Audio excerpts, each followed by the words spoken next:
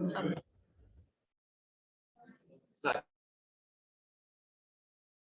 Hello, everyone.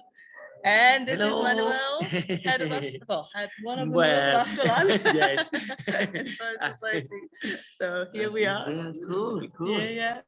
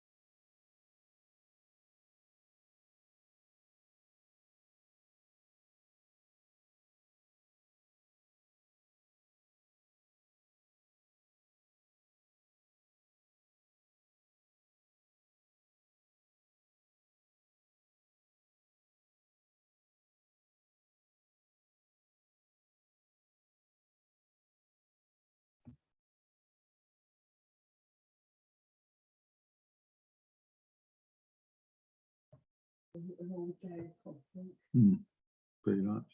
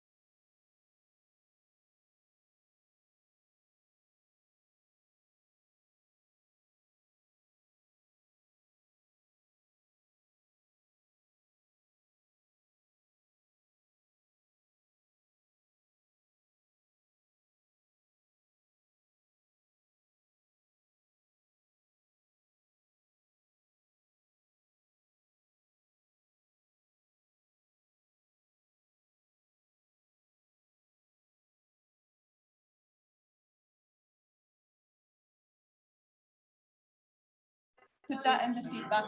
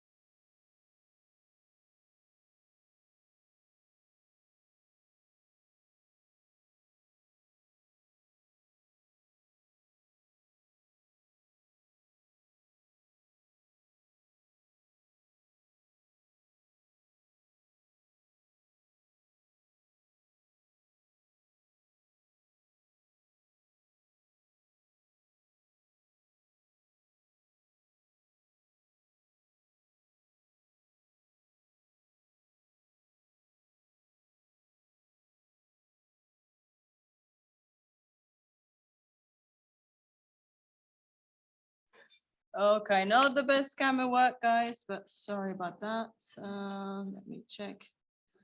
Okay, so might be better. So I'm doing both the online and the on-site at the same time. So sorry for doing hybrid, but we just thought that's the best way to get as many people as we can. Why? Because we actually think there's a lot of work to be done with analog space missions, because there's a lot of them and we don't communicate well enough, but also we're not necessarily very homogeneous. So with those workshops, what we're trying to do is to communicate as much as we can, not only to profit and improve, but also so we can come up to a better standard. So we did have CHASM in April, where we had about an hour and a half, 2 hours, where we sat down, we exchanged, and we saw that it was actually quite productive. So we decided to do this series of workshops every time in a different habitat. So this time in Lunares. So thank you so much for the welcome. Really excited to be here. The habitat looks awesome. You guys will see this afternoon. But yeah, so the way it's going to work today is we're going to first start with a workshop on experiments. So we developed a mirror board. For the people who are on site, we have papers that contain more or less what the mirror board does. Yeah, I know it sounds very structured, but it's actually the best way to make sure we got all the data down. So what would be great is everybody introduce themselves when we form the groups. Just say which mission you were, what's your name, and maybe one or two experiences you had. And then during the whole workshop process, we'll work through maybe some of the issues that you had with, for example, selecting experiments. And this afternoon, we have the workshop led mainly by Manuel on human factors and life support systems. And tomorrow morning will be on habitats. And yeah, so just introduce yourselves, then, start walking through the whole mirror board or the whole experiment, workshop, exchange. And once we got everything, so it takes about 2 hours and a half, in 2 hours and a half you can go and have food, if also you guys online, hopefully. And once we have this, what we'll do is we'll take the proceedings and we write basically kind of an article on this. So all the information we'll be working on, we'll just extract it and make a paper out of it, or paper, not necessarily as to publish, but just to send to all of you, so that even if you're with different groups, we'll just get all the brain work together. Hopefully you can use this later on for your missions and to improve things. Who knows, maybe we can get it published, we'll see. But the goal is really just that we get all these proceedings together. This afternoon, we normally have a visit of the habitats. Some of us did visit the habitat last night already. For those of you who have not, we can go, and for the people online, we'll be recording, so I'll be filming Jack giving like the demonstration. So you can get to see the habitat, and then this afternoon we start at 2:30 with the other workshop. So yeah, so right now, the people online, I'm going to give you to a wonderful head of Mars Society UK, Patrick, who's going to manage with Matt. And the rest of you, if you could split into groups in the different tables, also in the other room, then vamos. And we're going to eat that. Great. I am going to walk you all through to the next room.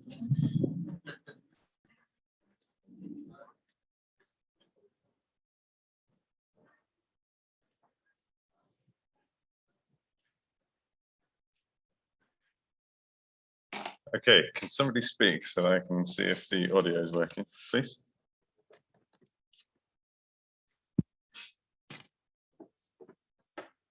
Good morning, Paddy. Thank you very much.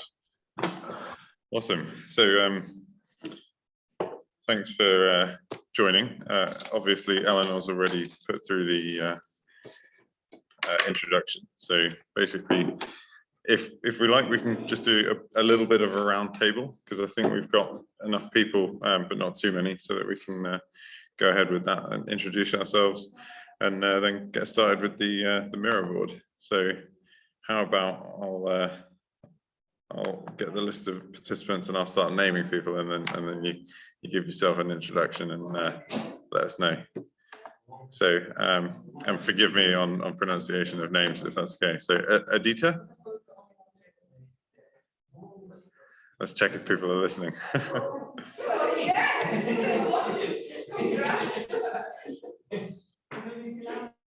Okay, Alan Field.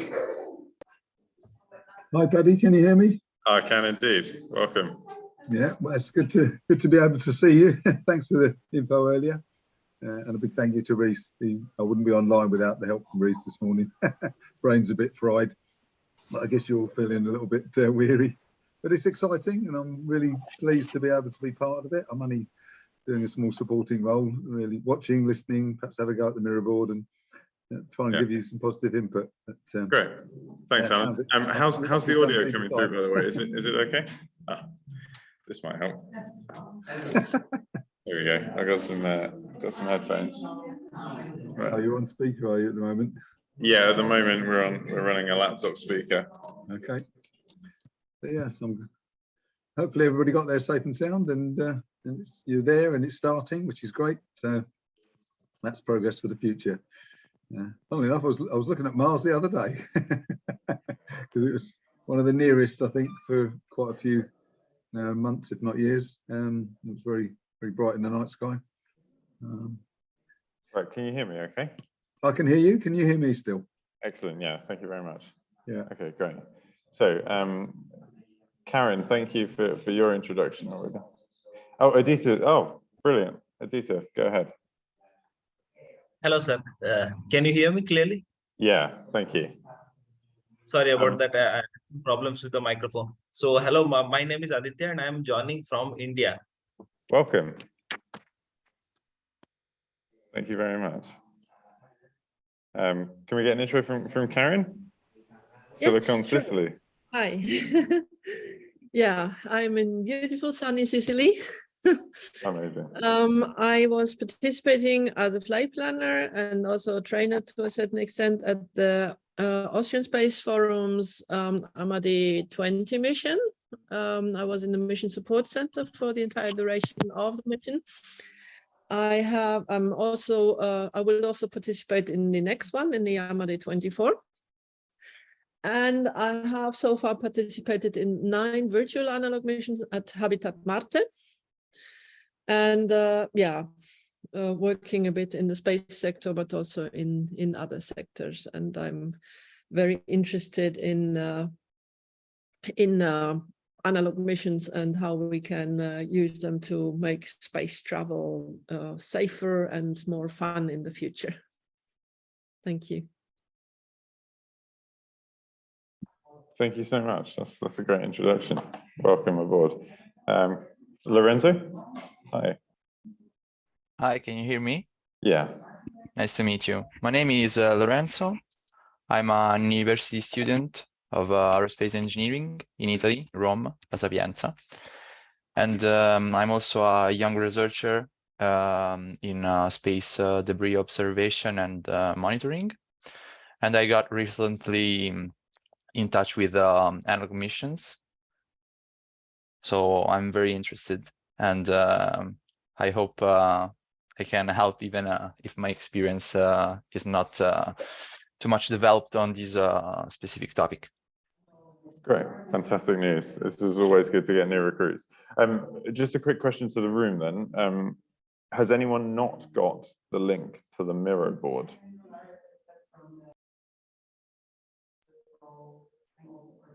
That sounds like good news to me. Just 1 second, I just need to check with my colleague if we got people online.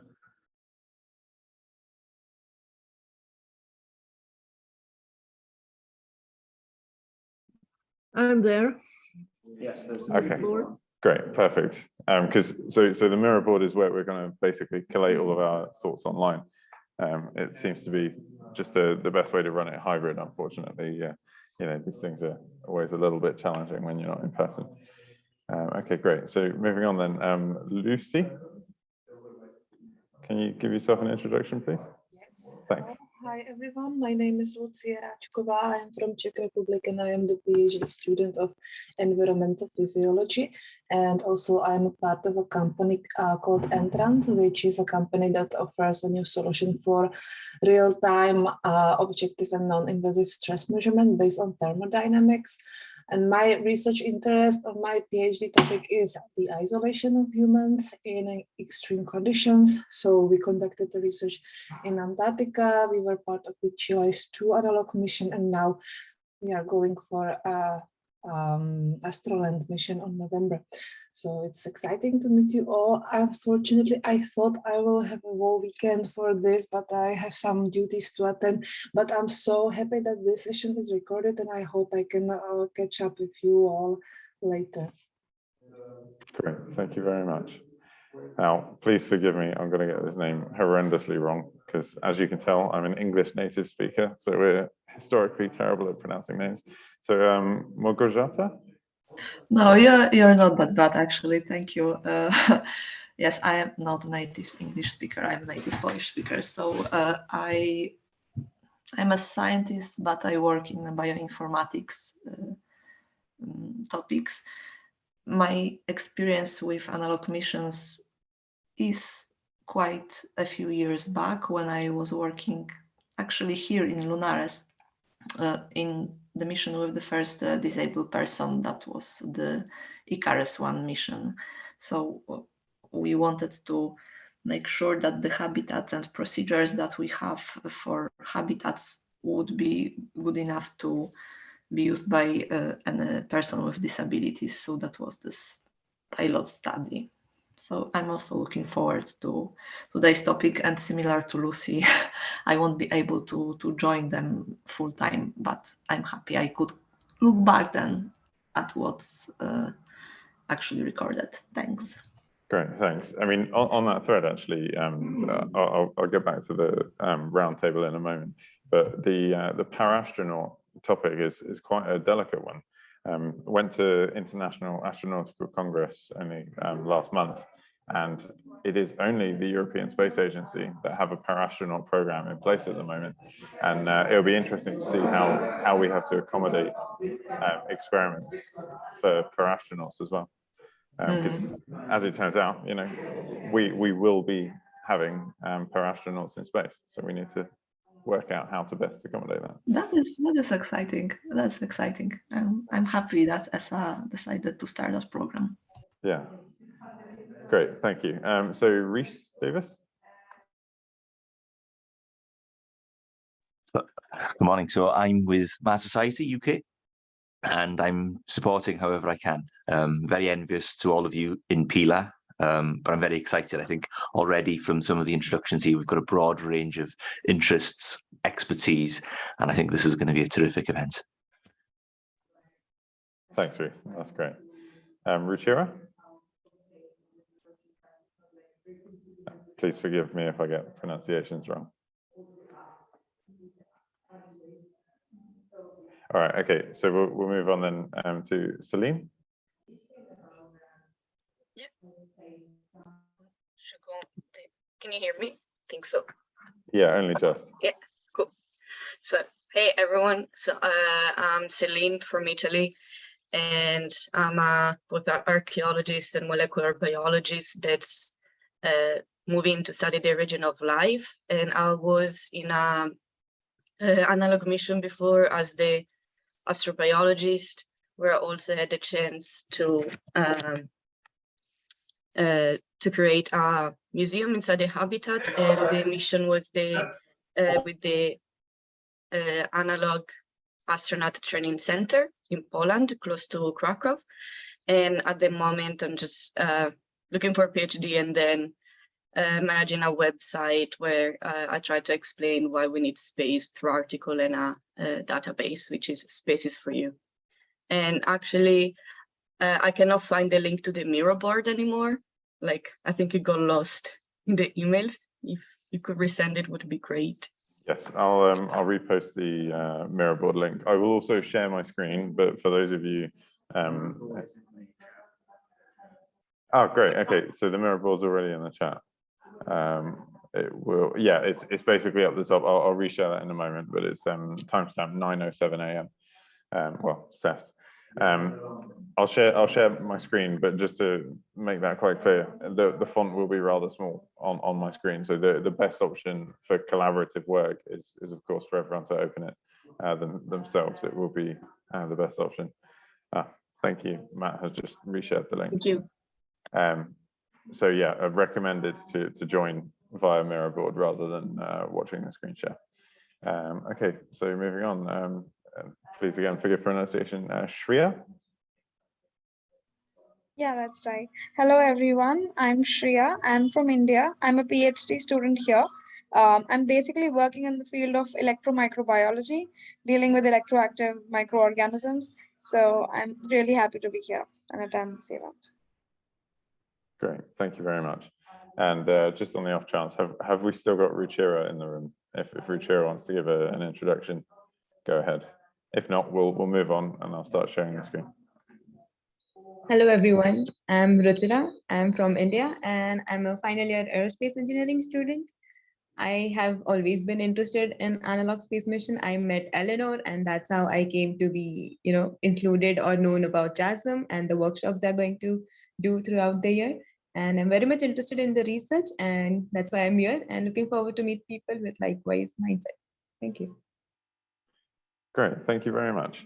Okay, so without further ado, then I'll get started on the experiments. So the first well, okay, I'll try sharing my screen first, so that just in case those people that don't have access. Let's do this.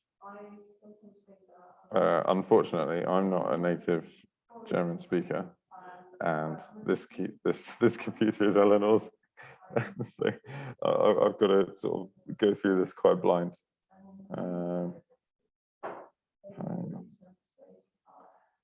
No, okay, I'm not the host, so I can't share screen. Matt, are you the host?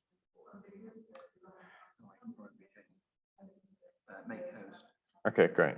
Thank you. Sorry, I'm just getting host privileges so that I can share my screen, but preferably won't do that anyway. Right, here we go. Great.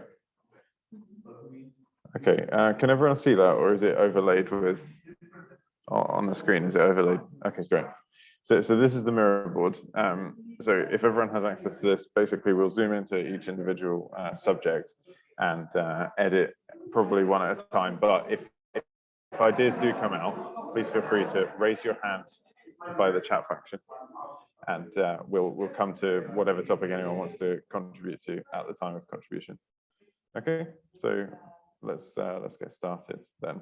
So the first category is selection process of experiments. And I'll kick off this discussion by saying, actually, thank you already, Małgorzata. Sorry, I really don't.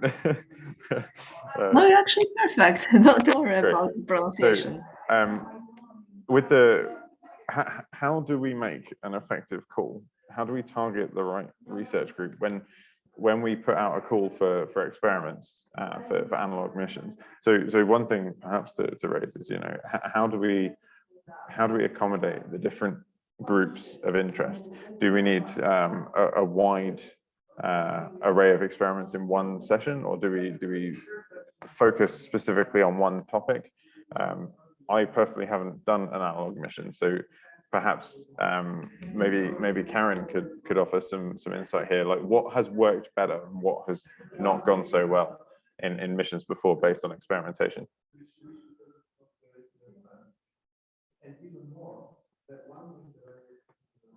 Do you want an answer now, or do you generally ask if I can answer this question? To be honest, this forum is meant to be about open discussion. Yeah. We're all trying to contribute to the wider analog astronautic community. So if you've got any thoughts, any ideas, then go ahead and share them. Yeah, well, I mean, analog missions, I think one of the issues we're facing now at the moment is there are quite a lot of analog missions, but there are no standards. There is no cooperation between various missions. That means that we don't create synergies. We don't work as best as we can with all analog habitats and missions that we have at the moment. And of course, the more the higher fidelity the missions are, the more complex they are, and it's not so easy to organize.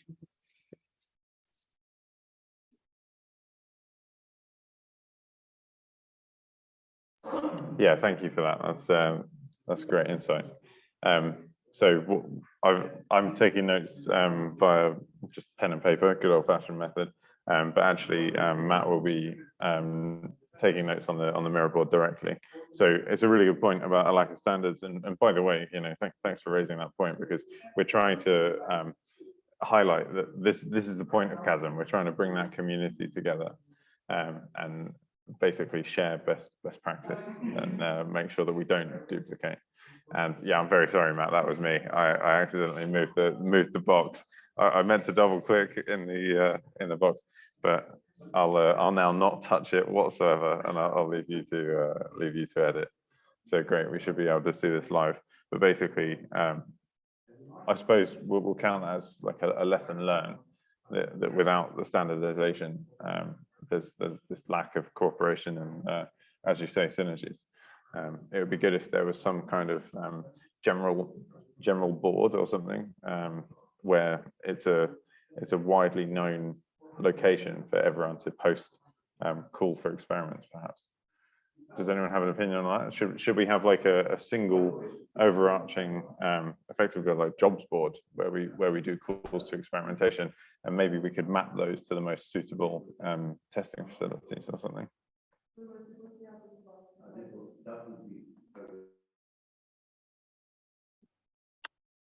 Yeah, I think having like a website, like with the job call, not more the job call, but like a list of all the possible experiments that even a person wants to propose, or like maybe a university understanding what's their budget, how much they're willing to pay, or if they need funding, because like nowadays there are even like a lot of organization like the Space Generation Advisory Council that's trying to go into analog missions, but since they are a non-for-profit, it's hard, even like they're all volunteer based. So sometimes can be hard even for the, like to ask money and to collect money for the participants. So like having even, like this, I don't know, database or website where they can put, I would like to do this experiment, but we need this much funding, and people, the analog mission can go there, see, and if they have fundings, they can provide funding. So otherwise, it can even be an outreach where they can showcase what they're doing. And then if someone else is interested, they can provide fundings or they can start a collaboration. And in this way, I feel like, because sometimes like it's good to have the same experiment in multiple analog locations. And to do so, you need to have like a standard procedure. So I feel like having the standard procedure where you can do the same experiment in different habitats is also something that can adapt to the research and to the credibility. And then here it could come out a really good peer review article out of it. Yeah, great. Thanks for that. We do have another point on this experiments board, which is around, students and academia versus industry. Do we think that, for example, we should have, so like Asclepios, a fully student-run mission, should we have fully industrial missions? Should we have a mix of everything, or should we have, in all cases, just a variety of participants for every mission? You know, has anyone got any experience with this, where perhaps there's a lack of experience, or maybe too many opinionated people on the team, or you know, based on the diversity of the crew, do we have any lessons learned, any best practices, anything that went really, really well because the team was in a particular dynamic? Go ahead. I mean, we've got a reasonably small audience, so actually we don't need to do the whole raising hand. If it starts to get out of hand and we've got too many people talking at once, then we'll work something out. But otherwise, just feel free to speak up. And also, I'm keeping an eye on the chat window, so if anyone has any contributions there, then go ahead.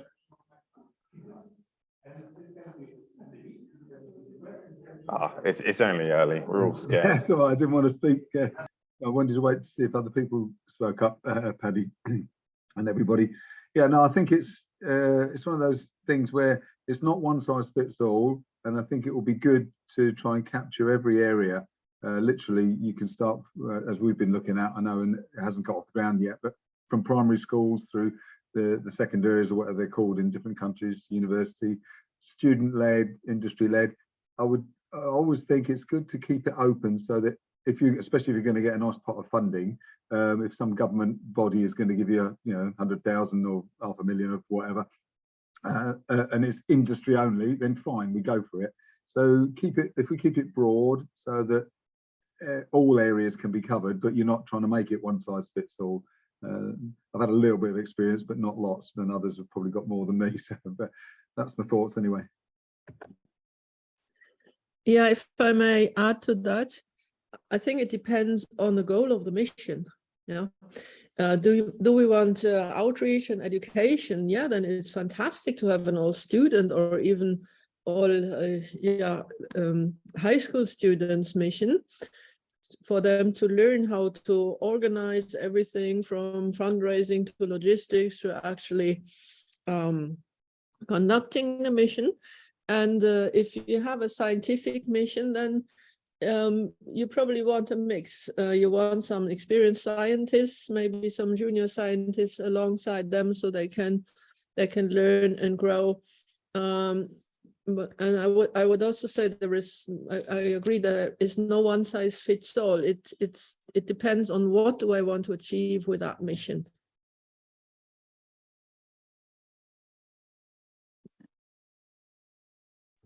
Well said.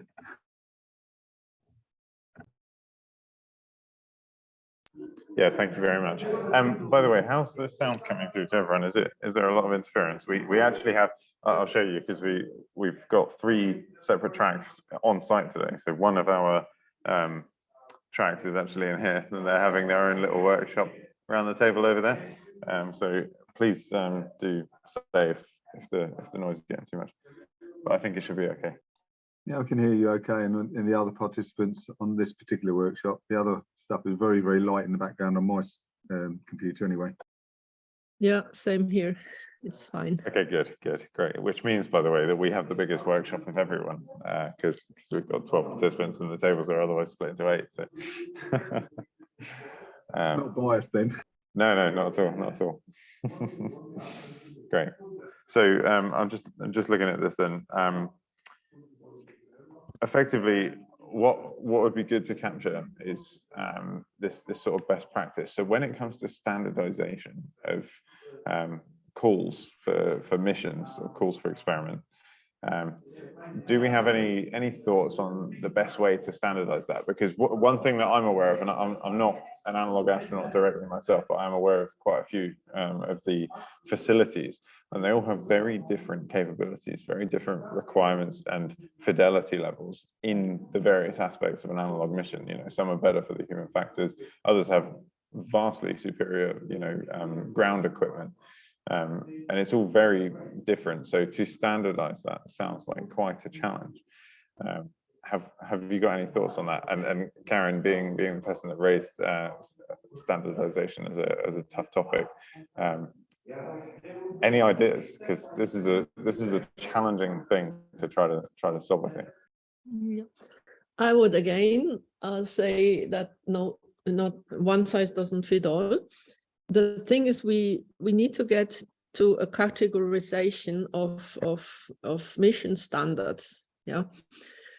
We can have the highest fidelity missions, like, for example, the AMADE missions. They're extremely high fidelity. And then you have on the other extreme, you have the selfie in a spacesuit, basically, where people play around, and each has their own right. Yeah. If I want outreach activities, yeah, then selfie in a spacesuit is excellent. Yeah. To get everyone involved, to get young people engaged in everything. So if we create a classification of analog mission, like high fidelity, medium fidelity, low fidelity, just to keep it very simple for the time being, it is of course in practice not so very simple, then you can have one standard call for experience for each category. Yeah, and the one for the highest fidelity mission will be very different to the selfie in a spacesuit, because simply there is totally different goals of the missions. But within the category, it should be pretty easy to standardize the call for experiments. I don't know if any of you have already read the call for experiments for the AMADE 24 mission. It's out on the Austrian Space Forum. You can have a look at that. That's an example for a very high fidelity mission, or like the hydronaut underwater missions in Czech Republic. But I'm not aware of any call for experiments out as yet. Yeah. So the calls are out there. And I can't find the one from the Austrian Space Forum. I can put it in the chat so we can Please have do. And as I said, I wouldn't standardize it all across analog missions, but within a let's call it fidelity class or fidelity cluster, I think it would be standardizable there. Yeah, that sounds perfectly sensible. I think that makes a lot of sense. And you could even go down in the classification to the different levels of fidelity within topics. So, you know, some facilities have sort of reasonably high fidelity on the human factors side, and less so on the maybe EVA experimentation, you know, geology. For example, you know, we're here at Lunares, and whilst their internal facilities are really good, of course, trying to emulate Mars in urban Poland is not an easy task to do. So yeah, I hear you on that. The classifications are a good idea. I like it based on fidelity. Thanks for that. That's really good insight. I think having some kind of as you say, you know, to have these classifications, we need some kind of centralized, I don't know, database, something that every analog astronaut or aspirational analog astronaut can access, somewhere that we all collaborate into. So yeah, I think this sounds like an action, to be honest, to try to set this up. I remember out of CHASM, the first meeting in April, we were talking about an analog astronaut wiki page. I have to check up on the status of that and see where we're getting to, because maybe we could have the list of facilities and their fidelity levels and relevant experiments there. We can actually use Wikipedia. I mean, we can edit the page of analog missions. True. It's open for everyone to contribute. So yeah. If not, my company, which is me, myself, and I, own a website. I think it's called analogmission.space that we could potentially use for that. Not Great. used for anything else right now. Amazing, thank you. That's great insight. So what I may do, if there are no more comments on sort of this selection process, I mean, maybe do we want to say anything about what makes a good selection? So, you know, just off the top of my head, one thing here is, again, based on fidelity. Presumably there are minimum fitness levels or qualifications that need to be met, and I'm going to go ahead and guess that is all very mission specific again, which is the recurring theme so far. Yeah, it is very mission specific. I mean, like the Austrian Space Forum, they really go through the full exercise. I mean, with really in-depth medical checks and fitness checks and psychological checks, and yeah, and other missions don't have these extensive checks. But then again, for other missions, is maybe not necessary. If you talk about Amade, it's like a month in isolation. They have EVAs with full spacesuit simulators that weigh 50 kilos that they have to carry around in the desert in 38 degrees heat and working, not walking, working. Yeah, so you need different medical checks than if you, for example, go in Habitat Marte and you have one-day excursion in a jumpsuit with a helmet on, and you go for 1 day up on the volcano. Although this also needs a certain level of physical fitness, but not as extreme as an Amade mission. So again, it's what are you going to do in the mission, and how important is fitness? Yeah, of course. Thank you. Okay, that's great. If anyone else has anything to share on the selection of experiments, I mean, I went down the route there, a selection of crew. If it just sounds like it's just the other way around. It's the same thing, right? If you know your target audience based on the fidelity of your base, then you know what level of experiment that your facility can offer. So that's why I suppose at the moment with Amade, it's the call is based on the facility rather than a generic call. And for example, if you look at the hydronaut missions that are they go into an underwater habitat, you can't go there if you're not 100% fit. Yeah, you can't go there if you have any psychological issues.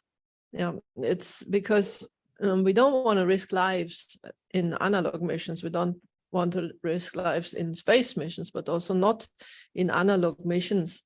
And we also, if you do an analog missions, you don't want to attract these people who just go for everything, who are absolute risk takers and who push themselves and others to the limit, because that's dangerous. Yeah, I mean, we have seen people being injured in analog missions before, and that's not what should happen. Yeah, thank you very much. Okay, so I'm going to move on to the second sort of theme here, which is sort of array of experiments. So what would be really nice is to hear from the audience, basically, what subjects that you have either participated in. So what experiments you have done in analog missions so far, so that we want to capture, you know, what is the variety, at least in this target audience. And by the way, you know, this whole workshop is going to be combined. Every table here will be combined, and we'll see what the overall variety of missions are, which would be great. So on that thread then, we'll go sort of one at a time, but again, I think we can just shout up at the moment. What experiments have you done?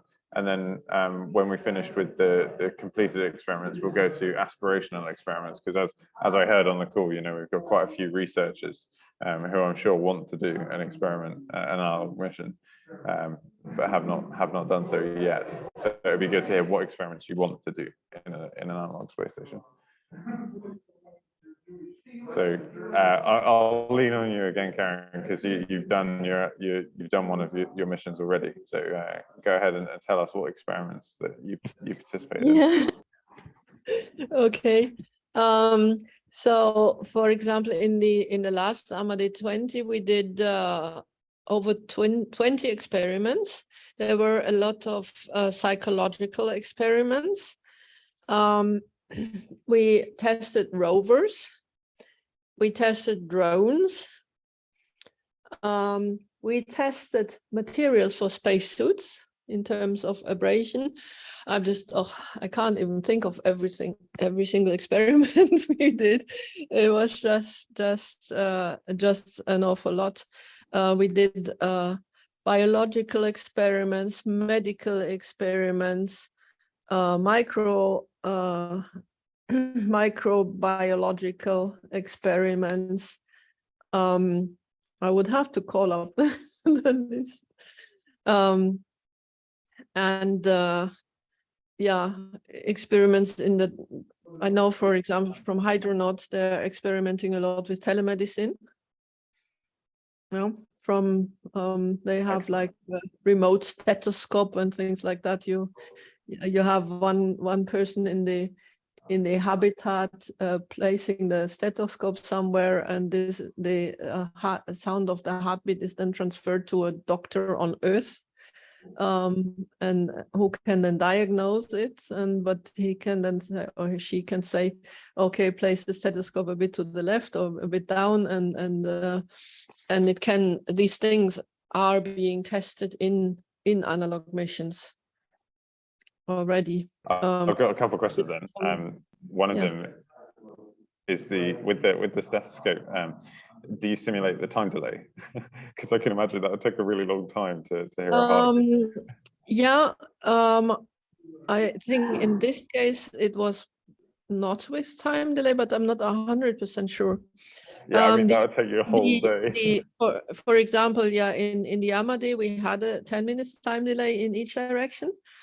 But for the regular experiments, but the medical observation was in real time. I mean, when the astronauts went, especially when they went for an extravehicular activity, they were all, they had all kinds of sensors on them. They were measuring the heart rate and the temperature and the CO2 content in the helmet and everything, because I mean, we're experimenting, so you don't want to have a 10 minutes delay if somebody blacks out. So, of course, yeah. No, yeah. that makes perfect sense. The limit. It has to be like sensible. And yes, if you have a remote stethoscope for experimental purposes, yes, you do a 10 minutes time delay or whatever time delay, but not if you really want to, at this moment, know how your astronaut is feeling. So we have to distinguish between experiments and actually monitoring the health of the astronauts, of the analog astronauts. Yeah, that's great. Thank you. Just a quick question then on the materials for spacesuits. You mentioned abrasion. So did you use like a high fidelity regolith simulant or something? Because of course, with I don't know whether was this Mars or Luna AMADE 20. It was Mars. Yeah. The AMADE hasn't done any. AMADE 20 hasn't done any experiments in plant growing, because AMADE is moving from country to country. They don't have a fixed habitat. Yeah, so they're doing. It's not the goal of AMADE to grow plants. Yeah, if you want to experiment with plant growth in regolith, then you might want to look, for example, at Habitat Marte, who have a permanent habitat that is also permanently managed and maintained. Yeah, there is not a crew there 24/7. But a couple of times every week there is somebody checking, and they have ongoing experiments for years with with hydroponics and also aquaponics. Yeah, they also fish there to eat. And they actually also sell regolith, simulated regolith, because they have in this area they have some soil that is in many in the composition very similar to what we find on Mars. So if anybody wants to experiment in regolith substitute, you might want to contact Habitat Marte, because they can probably ship some to you. Yeah, I know that in the last, I wasn't in there, but in the last hydronaut experiment underwater, they were also trying to grow something in underwater in the habitat. I don't yet know what the outcome was, because it's just been very recently, the mission. Yeah, thank you, Karen. I'd like to open the floor and see if anyone else has any, already experienced an analog mission. If so, please speak up. Let us know what your experiments were, because it'd be good to capture all of these. Has anyone done an analog mission on this call? Yeah, I did. So like the analog mission, the one in close to Krakow. I don't know why my camera is not working today. Sorry. So the analog mission has been going on for like quite a few years, and inside it had a lot of experiments. For example, so during my analog mission, we were actually making educational videos with a girl that she was working for the ISERO, which is the educational part of ESA. And they have outreach in every country called, for example, the one was E0 Poland, but in each European country it's affiliated with ESA, they have this program, which they create materials for teachers to bring to class from, I think, from elementary to high school. So we were doing these educational videos that she could use them for her work. Then we were growing plants in a hydroponic that was built by another crew, like I think 1 year before I was there. And no, it wasn't hydroponic, so it was an aquaponic. And so like we had to take care of it because it was a continuous experiment. Then we had insects inside that we had to take care of as well. And one thing that was like really cool, so I wasn't doing that experiment, but previously people worked with kombucha. And basically kombucha has this biofilm made with microbes. And what they did, they took out this biofilm and they made kind of a film out of it, and you could use it for different purposes. For example, to store food. So like, I think this one is really cool. Like inside the analog mission, you create, or like you do research about materials that you don't have to bring from Earth, but you're able to create once you're there inside the habitat, like this one. But I don't know, like there could be other experiments looking at other bacteria or microbes that could create other materials that you could store the food or other things. Then there were a lot of psychological experiments inside. For example, during my mission, because like I think 6 crews before me, they didn't ask where the light switch was. They did their entire mission with the light on. And so the mission control wanted to have like accurate data, and we had to do our analog mission always with the light on. And we had to find ways, for example, in the bedroom to cover the light, because we did like the first night without any light cover and it was horrible. So like the next day we all like kind of worked together to cover the light. It was kind of, after that it was quite black in the bedroom, but then living room, living room, kitchen, like all the other areas were always with lights on. And yeah, and the other psychological experiment they had, it was about light control.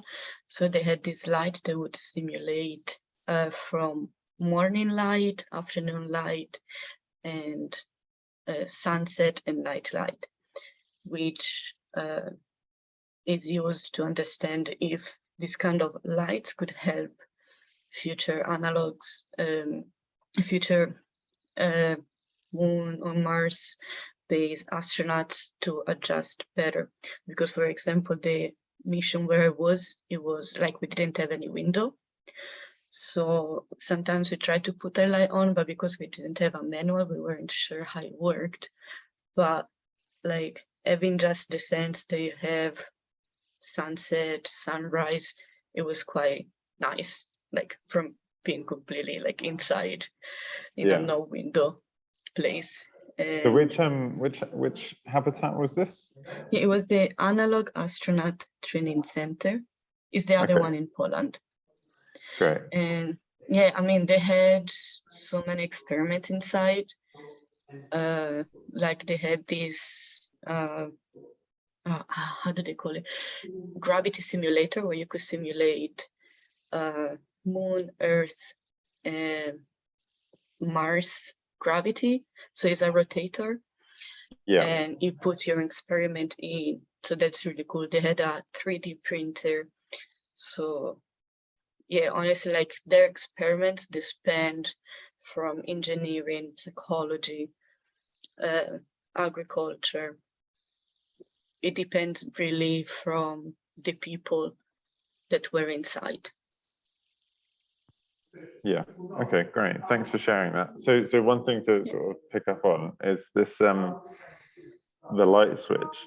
So you're telling me that because a previous mission made a mistake, you were effectively forced into following on that mistake just for the sake of consistency. Yes, just for that, because I wanted to see, like, I think they wanted 10 or 8 missions with the switch on at all time to understand how it could affect their everyday life, basically.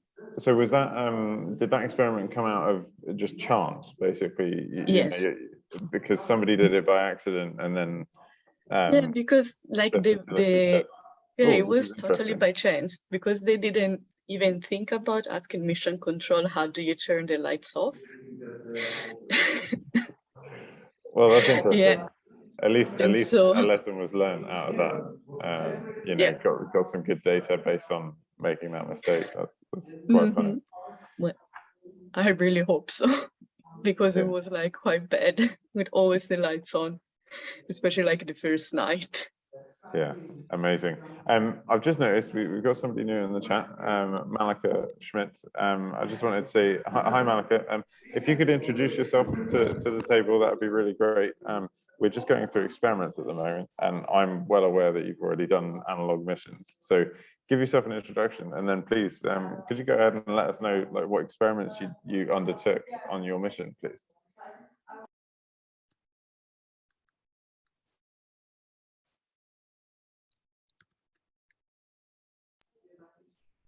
Can you hear us, Malika? I think he replied that he's not able to currently, and that will I join see. later on. Yes. Okay. No problem. Yeah, I see. Sorry. Thanks. Thanks, Malika. I can say a little bit about what we've done before during our missions. So one thing that was planned by our sociology associates was to use the system called SOT-Senses. It was monitoring of the interactions of the astronauts. So they would be wearing those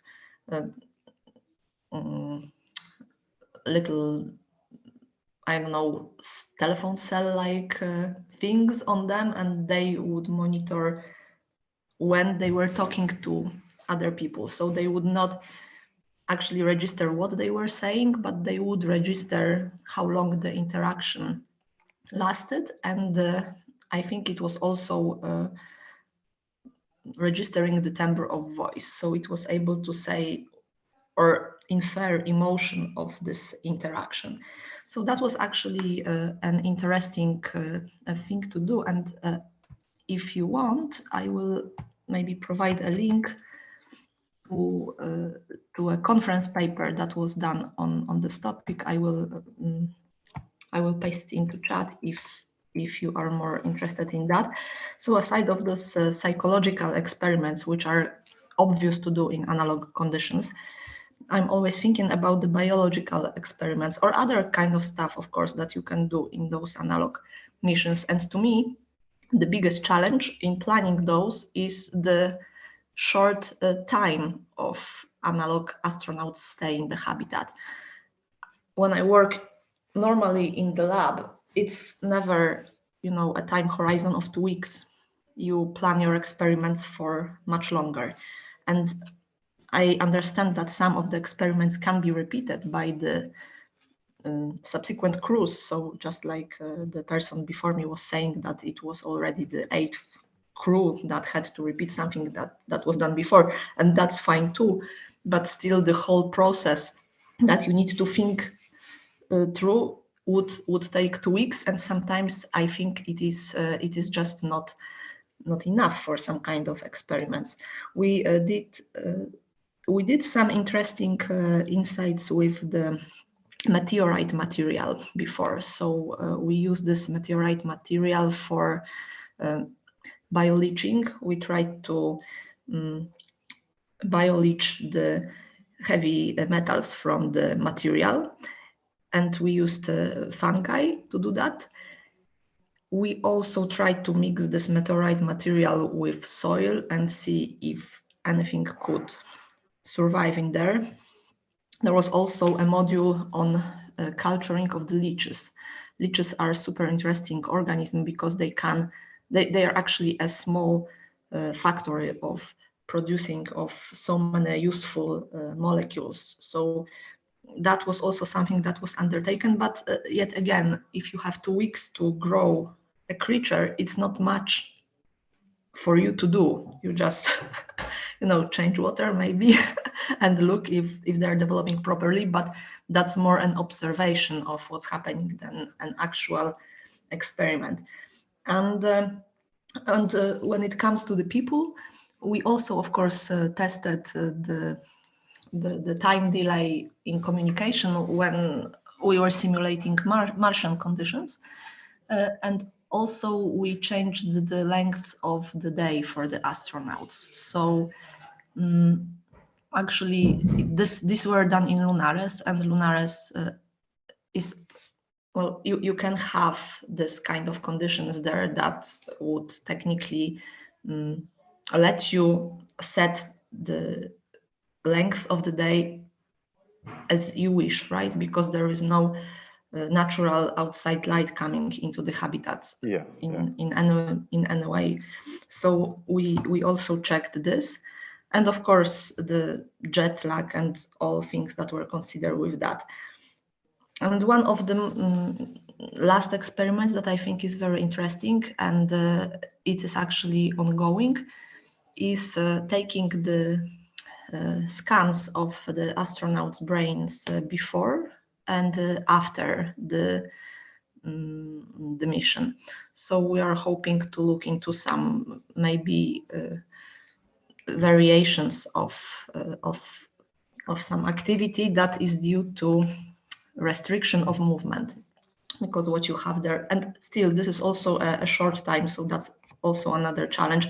For some changes to take place, you need you need longer periods, but still this would be something. Yeah. So drilling down into this time period, I'm aware that a large number of analog astronaut missions are around the 2-week mark. Presumably there are many reasons for that limit. But what would be a preferred? I mean, so I'm not a biologist. So from the biological perspective, what sort of time of experiment would you be expecting? Are we talking you know, 1 month, 6 months, a year, several years, you know. Okay, there are definitely different types of experiments that would require different time points. For me, it would not be really feasible to ask one crew of astronauts to stay in place for a month. I think 2 weeks is a lot already for so many people. So absolutely, yeah. In my mind, one thing to cope with this would be to have back-to-back crews that could carry on the experiments that were started earlier. Some of those could be done that way, but that would really require very strict planning and very. No, there are also some challenges when it comes to that, you know, time when the crews change. There is also the impact of different experimentators on what you are actually doing. But still, I think for some experiments that would be better. You know, it depends. For the leeches, I would say 3 months would be something that I would like to see. So definitely not a single crew in this setting. Although, of course, there are some. Or there were some simulations that were much longer, but I would rather treat them as an exception than what we can do on a daily basis. But we could still try to fit in one mission after another in a way that they would carry on one experiment. Yet there is always this you have to accommodate for what the mission wants. I mean, the particular missions have their own experiments, have their own plans, and so you need to maybe choose one or maybe 2 long experiments that you could ask them to do. If you are running the whole mission on your own, then of course you can plan all the experiments. But if there will be other crews that you would be asking to carry on your experiments, that yeah. Can't be too many. The change in experimenter is quite an interesting point, really. Yeah. I'm thinking about where Karen mentioned earlier, Habitat Mate, that are able to effectively, you know, tend to their facilities on a weekly basis because of their on-site staff. I'm assuming there's something similar there with Lunares, because again, it's the advantage of location. You know, unfortunately with on the geological side, if you've got a really high fidelity simulation, it might be in a location that's just completely unreachable most of the time. Yeah. You only reach it for a couple of missions a year. You know, the one that goes to my head is the Flashline Mars Arctic Research Station, FMARS, by the Mars Society in the United States. And that facility is not something that can be run permanently, for sure. So thinking about these experiments that need the longer time, this is where the different facilities come into play, because what you need is a permanent ground crew that isn't they're not undergoing like the isolation experiments. The experiments they're undertaking are longer term, but not permanent, if that makes sense. They're not something that need constant attention. Having just an observation every 1 or 2 weeks sounds, you know, plausible, but it's also not the kind of facility where you have a group of 6 astronauts for a 2-week period at a time. They do sound like, you know, there's room here for a type of facility that is just an asset that is then tended to by a sort of single permanent, you know, steward. I think, if I may weigh in here, it's also a question of finance. Yeah. And that brings up the discussion, should experiments be co-financed by the industry? Yeah. How do we run analog habitats in the future? Because many of them are run by volunteers, by donations, by maybe some grant here and there, but there is no steady financing, unless for a couple of exceptions. But in how far is it okay for scientific purposes to accept a payment from the industry, maybe from which industries? and how do you declare a potential conflict of interest and everything that goes with it. But many, like we see many analog missions are struggling financially, and some are asking participation fees from the analog astronauts. Others are not. But it's a constant struggle for finance in the analog missions to have the habitat, to maintain the habitat, and also to actually conduct the experiments. I mean, we're talking about doing brain scans. Yeah, that's not something that you get for €3.50. That's Yeah, that's a really good point. As someone who's a sort of volunteer myself, I work in industry, and what I would say is, you know, trying to make something profitable is where the real, as you said, conflict of interest comes in. Because, so for example, you know, the selfie, what did you call it? Astronaut selfie in an astronaut suit, selfie in a suit. That was it, right? Selfie in a spacesuit, yeah. Yeah, you know, these kind of things are where the money comes in, because there's a large number of people that are interested in, you know, effectively playing around. But the science, the core science, you know, when you start getting into the world of intellectual property and everything, it gets very mucky very quickly. Yes. Trying to keep that funded. I would personally advocate for institutional funding that's permanent. You know, ESA with their SRO, that there should be some kind of acceptance of, you know, innovation is not something that you can just, you have to accept productivity in fits and starts. You know, innovation isn't a constant output. So there should be, you know, some kind of, I would advocate for institutional funding of analog research. Trying to go down the industrial route is really interesting. What have you got in mind? I mean, obviously, if we had a solution for this, it would already be solved, right? Have you ever tried to get funding from one of these organizations? Oh, I do, but for something completely different. And yes, I totally understand the bureaucracy involved. Oh, goodness. Yeah, you put weeks and weeks of work into the application for some funding, and then you don't get it. Absolutely, yeah. I certainly know that feeling. Absolutely, from industry. Taking that risk is horrible. It's hesitant. Yeah, of course it would be good, but it comes with its own problems. Yeah. Answers on a postcard, please. If anyone's got any financial models that will fund analog astronauts, then go ahead. Yeah, and we're not even talking about making analog habitats or analog missions profitable. We're just talking about covering a large amount of the cost. Yeah, absolutely. And like, I think,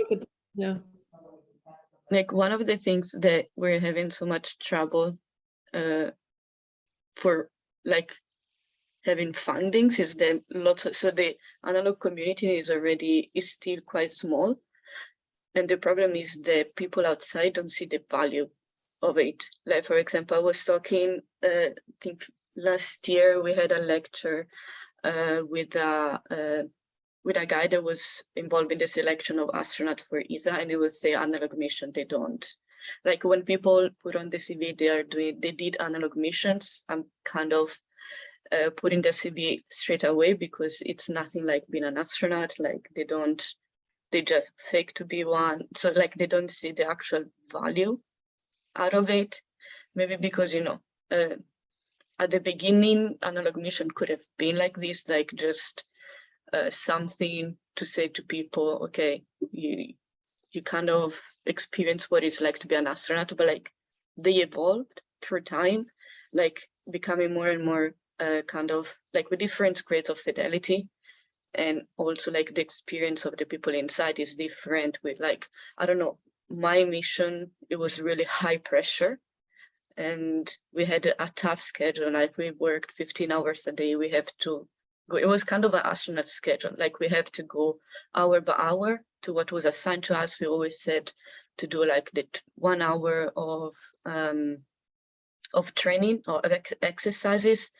So yes, it wasn't like being an astronaut, of course, but like our CO2 level were really high, like we have just a small ventilation that we have to play around with to make sure every room had all the necessary O2. Like we have CO2 sensors everywhere. So it's like the pressure that people feel in certain analog missions, like it doesn't, of course, resemble again all what the astronauts go like, but it still prepares you even to understand, is this what I want to do in the future, since it's going to be like 10 times high intense than this. So I think like outreach to show how valuable analog missions are, not just for the people doing it, but also for certain experiments. Because if you want to do experiments on the moon, then on the analog mission, you can have instruments that could resemble what you could have on the moon. So that's where it comes in place, high or low fidelity as well. So for example, I think NASA now is becoming a little bit more aware of analog missions, like how important they are, because they've been partnered at least like 2 years ago. I know they did some psychological research with HISES.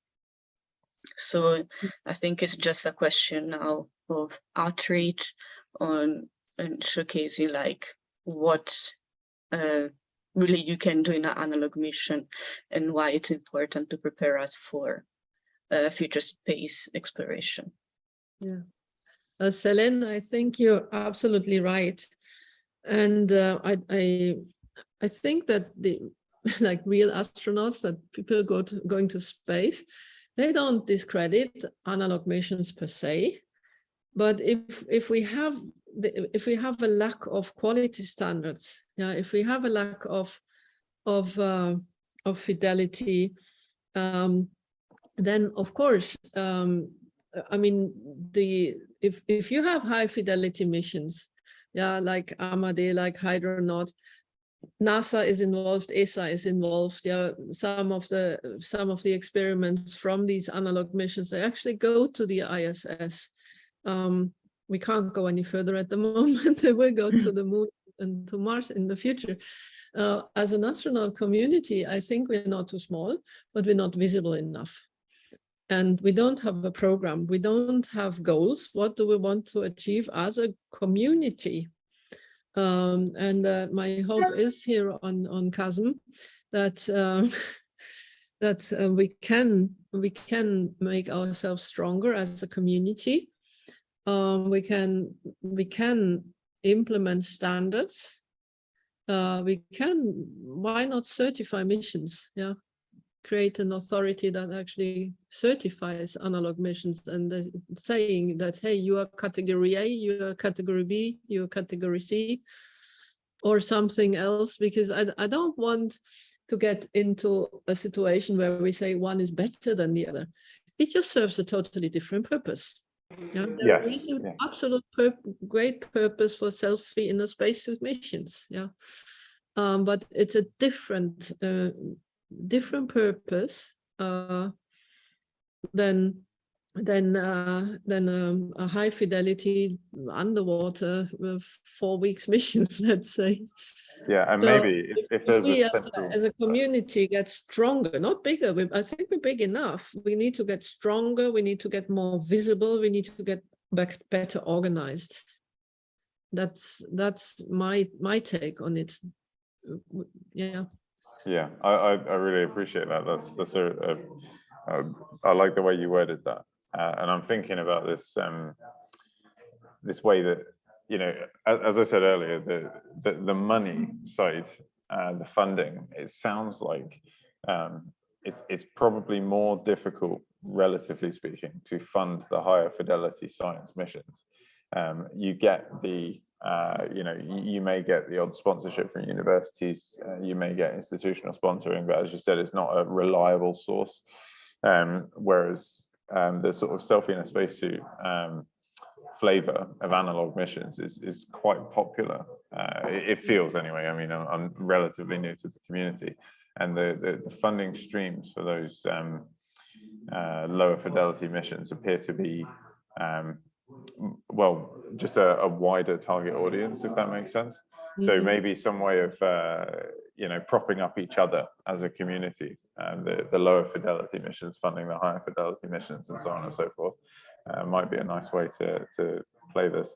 But a very good point about funding. I think what I'd like to do next is actually we'll move on to sort of category C here, because we've gone through, or if anyone else has any experiments that they've participated in and would like to, or aspirational experiments they would like to do, please speak up. Otherwise, we'll move on to category C and talk about the sort of training side. So has anyone got anything else to say on that? If you want to drop a message in the chat, go ahead. If you want to speak up, also go ahead.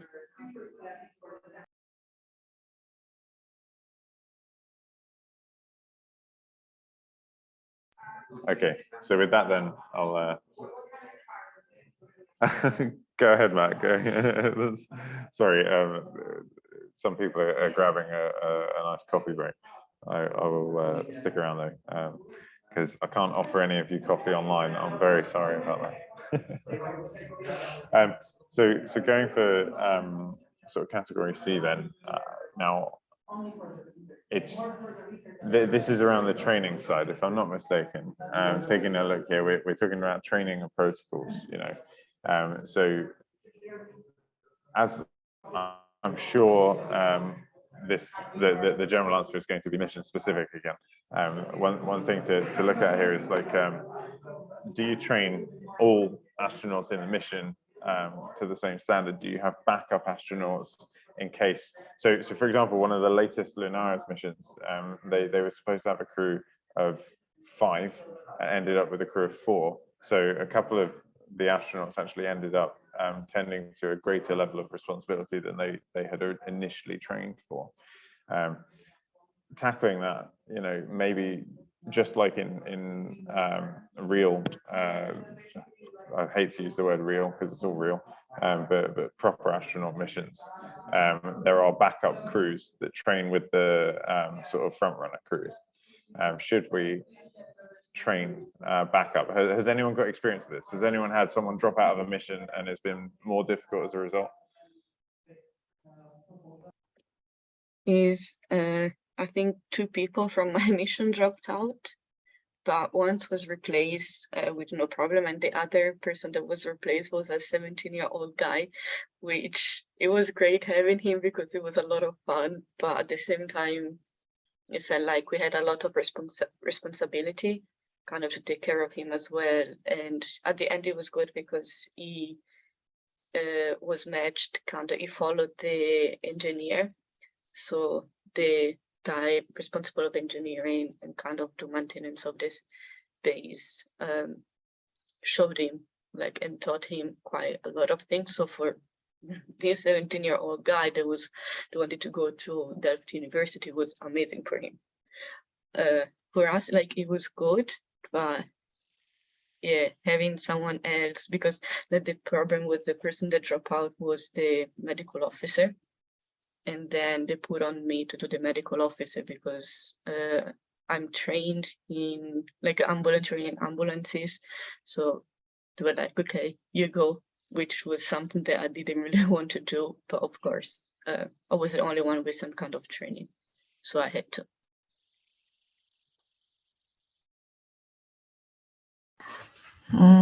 We also had this situation when one of the Analogue astronauts had to leave the mission due to personal reasons, and that was quite early in the mission. It was, I think, 3rd day of the mission. So it was quite challenging, but our group of the Analogue astronauts adapted to that. So we had to redistribute the duties, and what was meant to be a 6-person mission became 5-person missions. Actually, the Analogue astronauts succeeded in accomplishing the goals that were set for them, and also we had another observation, right, of redistributing of the task of saying goodbye to one of the astronauts. It was actually psychologically quite straining for the people who were left, and also because the person that was leaving, those reasons were quite upsetting also. So it all was another challenge.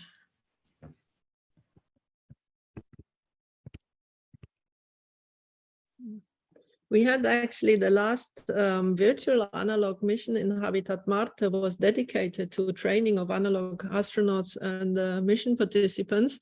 Of course, because it was a short mission with very few participants, we barely were able to scratch the surface. This is actually training analog astronauts or training analog mission crews, I would say, is actually something I'm currently working on. First of all, we should not focus the training just on the astronauts. There is a mission support center. These people also have to be trained, like flight planners like myself. And for example, if we take, again, because I know this best, the AMADE missions, we go first to analog mission basic training, then we actually take an exam. We go to analog mission advanced training, we take an exam, and then yeah, you can start working in the mission support center. So the training should not be limited to the analog astronauts themselves, but to the entire team that is behind the mission. And like AMADE missions, you're looking at about more than 200 people involved. Yeah, because you need IT people, you need experiment data managers, you need scientific officers, medical officers. There's so many people involved, media team, and they all have to somehow cooperate, and we have to know exactly how to cooperate with, where are the communication lines, how do we communicate, when, with whom. So it's not only the astronauts. And then of course, what should they learn? Yeah, there are of course missions specific tasks, yeah, how to run certain experiments. Yeah, we do, like, I think we had 4 or 5 dress rehearsals before AMADE 20. So the analog astronauts and the mission support, we could familiarize ourselves with the experiments. We could make these dry runs. Yeah, so once the mission started, yeah, everybody knew how to operate the rover, how to put it together, how to run it, how to switch it on and off, how to change the battery, and all these things, and how to change the battery with 3 pairs of gloves on, you know, without really much tactile sense. But then there is also psychological training. We did intercultural competence training, and all these things, and also a simulation of the mission before the actual mission, like a sim, we call it, the simulation of the simulation, because the simulation as such is a very, if you do this high fidelity, is a very expensive endeavor, and you're of course responsible for the experiments, so you have to make sure that everything goes right. So yeah, that's really interesting. I'm just reading. So Malika has contributed on the chat here, talking around. She was in 2 missions and both suffered dropouts. This seems to be quite a common theme. I'm again not having experience one myself. It's new to me. It was surprising how many people are like, yeah, we had that. So in one mission, she said there wasn't a backup, and in another one there were backup crews, and clearly the downside on the backup side is when the backup crew aren't selected, they're trained and then not selected. In terms of sort of best practice, it sounds to me like this idea of everyone has a basic training so that you can, with a minimal crew, achieve the minimum targets of a mission, the minimum objectives is a good move. And then having maybe sort of secondary duties trained on specific crews, such that if one person drops out, the mission as a whole isn't compromised. Sounds reasonably productive and maybe less resource wastage than training extra people who then don't get selected. But I'm well open to hearing opinions on this. It's an interesting topic. I don't have any sort of industrial analogues to this, but really in my job,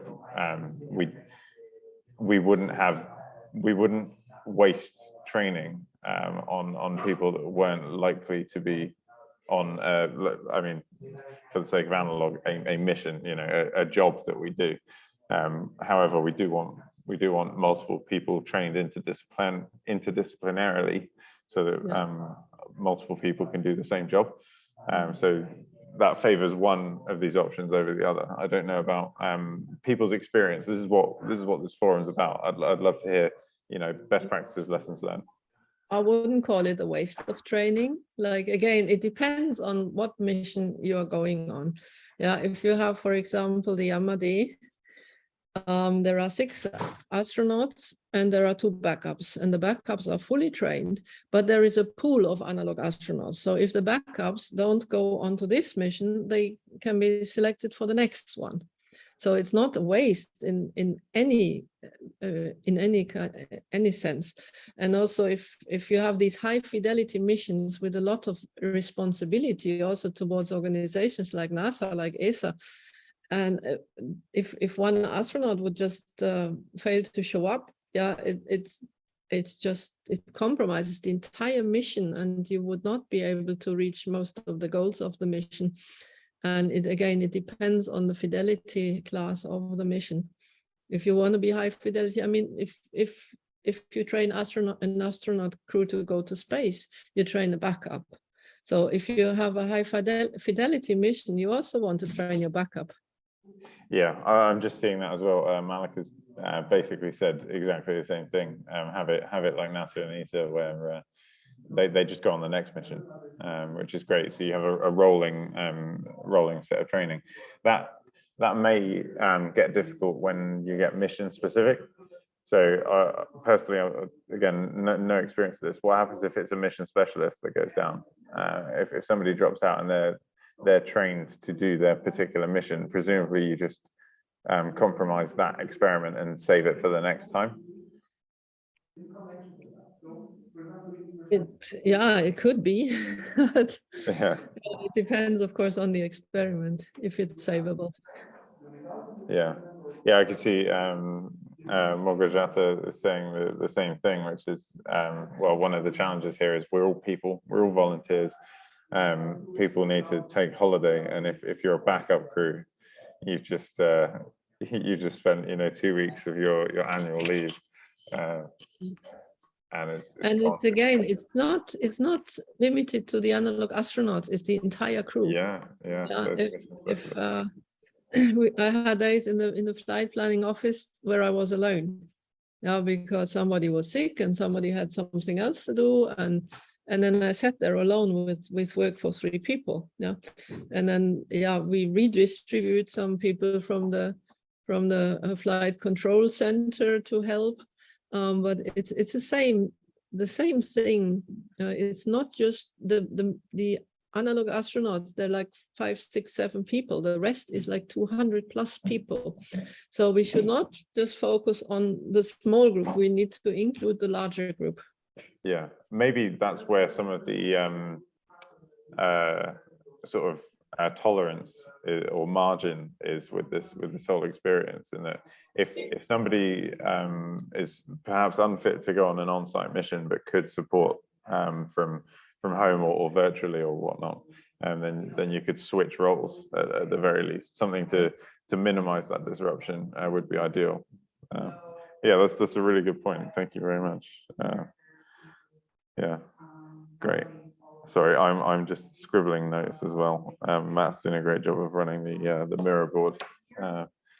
So thanks for that. Okay. Yeah, backups were on site. Yeah. We had. Oh, okay, great. Yeah. So one of the backups. Sorry, I'm just reading on the chat here. If people aren't aware, Malik is saying that one of the backups ended up being, Capcom and then Medic. So that's a really interesting point.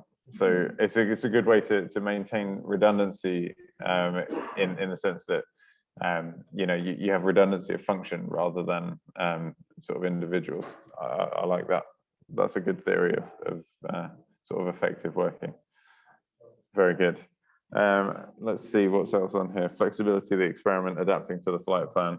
sounds like we're reasonably covering these topics. If anyone wants to shout up, then please go ahead.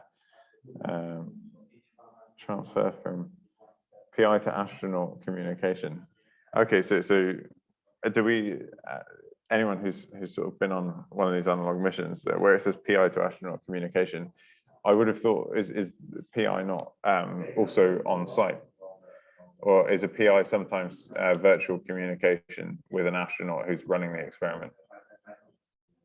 It's usual in the high fidelity missions, they cannot directly communicate with the astronauts. They're not allowed to. Yeah. It has okay. only Capcom is allowed to communicate with the astronauts. So the PIs usually have to communicate with science support, and then they communicate with Capcom, and they communicate with the astronauts. There's no direct contact between PIs and analog astronauts allowed, at least not in high fidelity missions.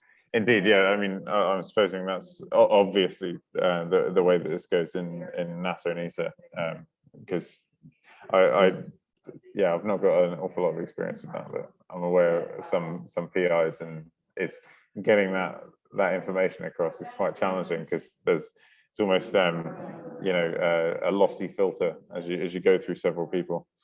Yeah. Okay. Interesting. Thanks for that.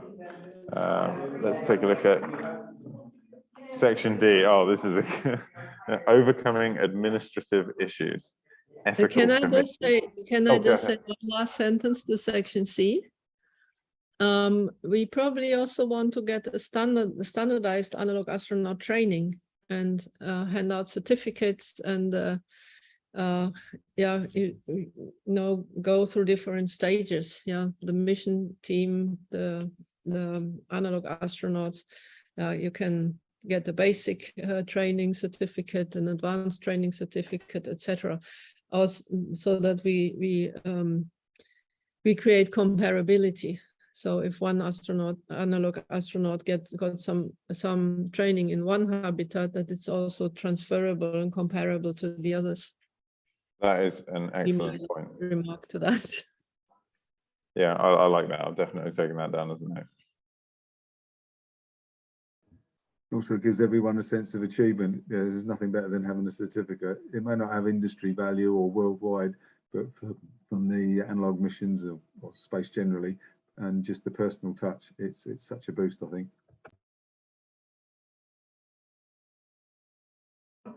Yeah, thanks for that.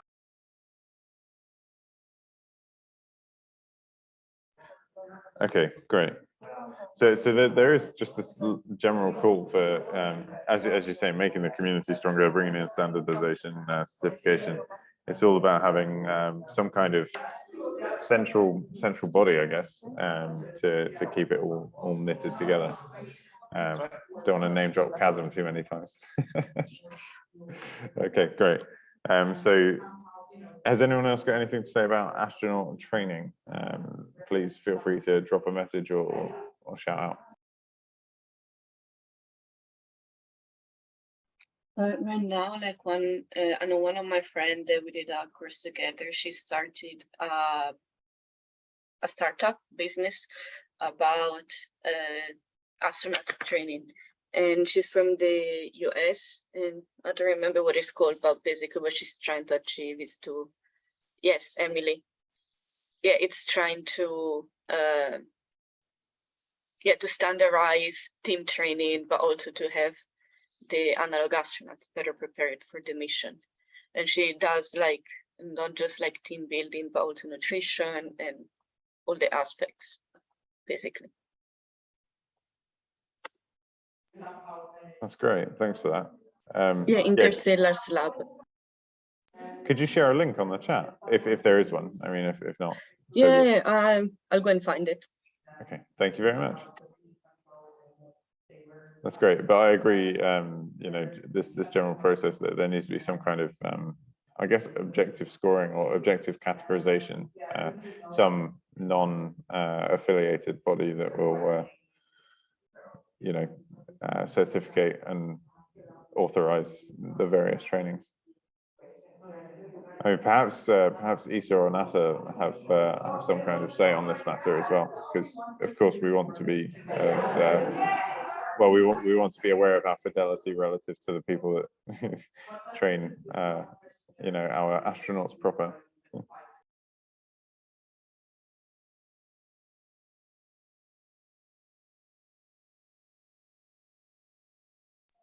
Okay, so moving on to section D then. I'm pretty sure there's something hidden in here, because ethical committee has been listed multiple times. So has anyone got any experience with fighting against, or not fighting against, but you know, any experience with their ethical committees and trying to overcome some kind of administrative issues or burdens that maybe stop experiments from going forward, or yeah, I don't know, particular astronauts from not qualifying? I'm not really sure what the capture is here. So by that token, it's open to interpretation.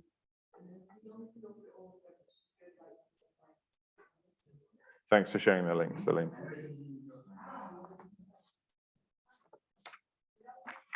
Okay, well, maybe we can come back to section D, because it's not my forte, as is everything here.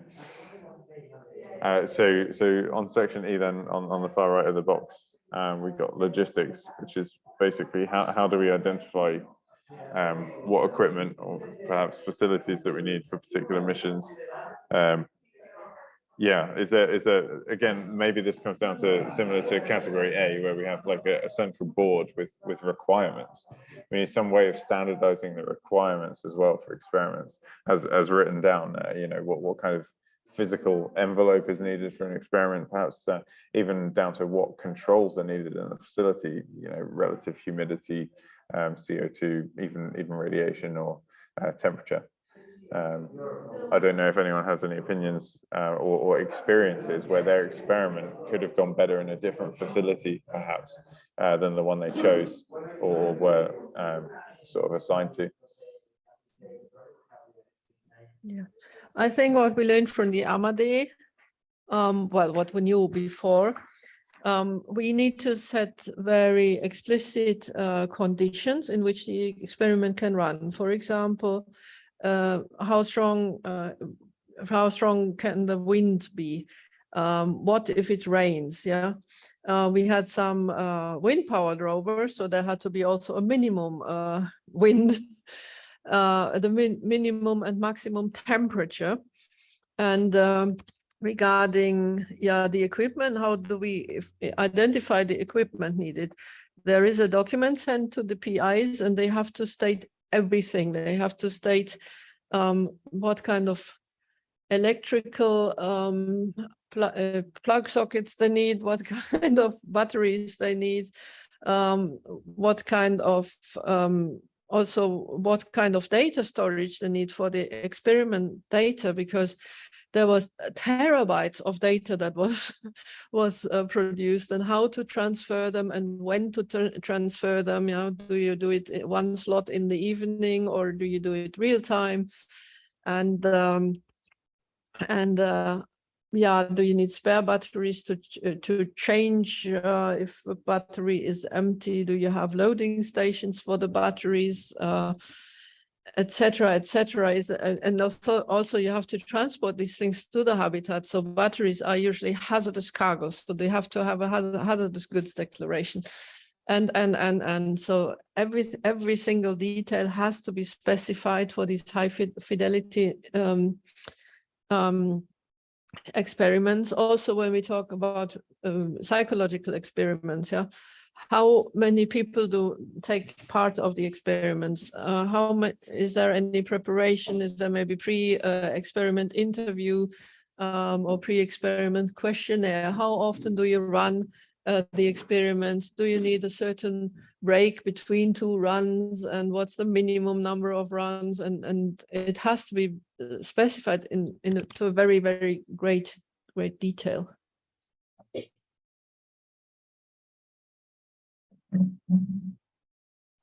Sorry, my mouse wasn't working then, trying to find the unmute button. Yeah, great. I mean, having the sort of standardized requirements, the sort of systems engineer in me is very, very happy with that. But thinking about the testing of this ahead of time, I just read Malika's comment about testing the equipment in the environment is crucial. We had troubles because of that. Now, this is sort of just stream of consciousness here, but an analog mission is normally what we would do ahead of a proper mission on the moon or Mars.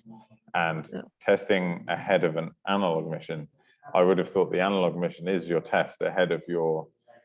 No, we do, like, as I said, 4 to 5 dry runs. Yeah.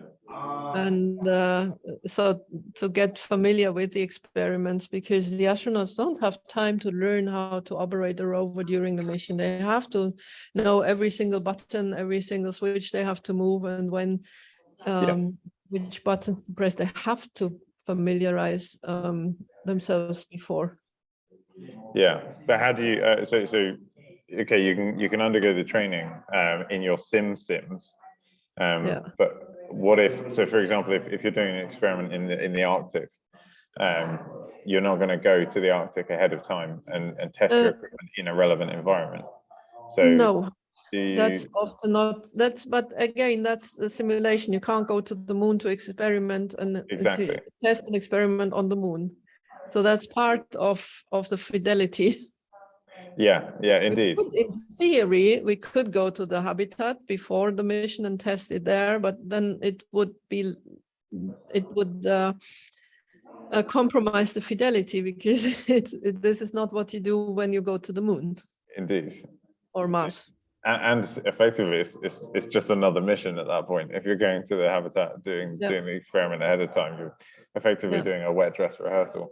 Yeah, but what happened, for example, is that in the last mission, we had an experiment that was in the previous mission, and they discovered some issues. It was about the rover. So they fixed the issues and they participated again with an upgraded model of the rover. Yeah, so that first mission was a test mission for them. And they did another test mission. They did now another mission, and maybe they will yet again participate in the next mission.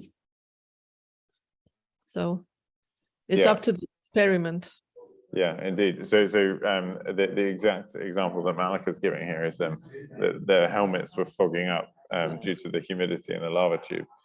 So I'm assuming then that's a lesson learned. You know, you want to effectively test your equipment at least in the relevant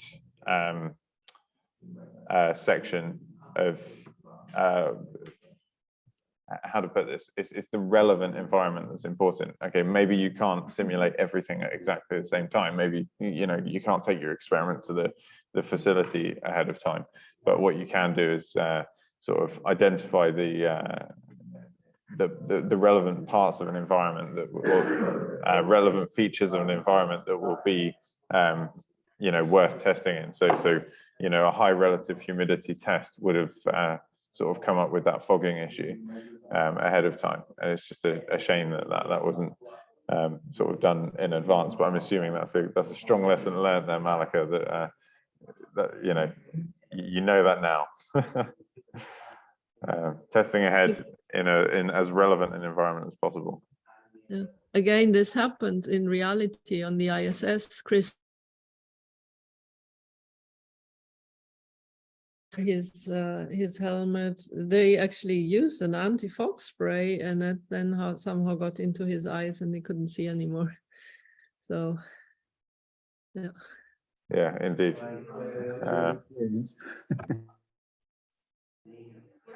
Yeah, sorry, just one moment.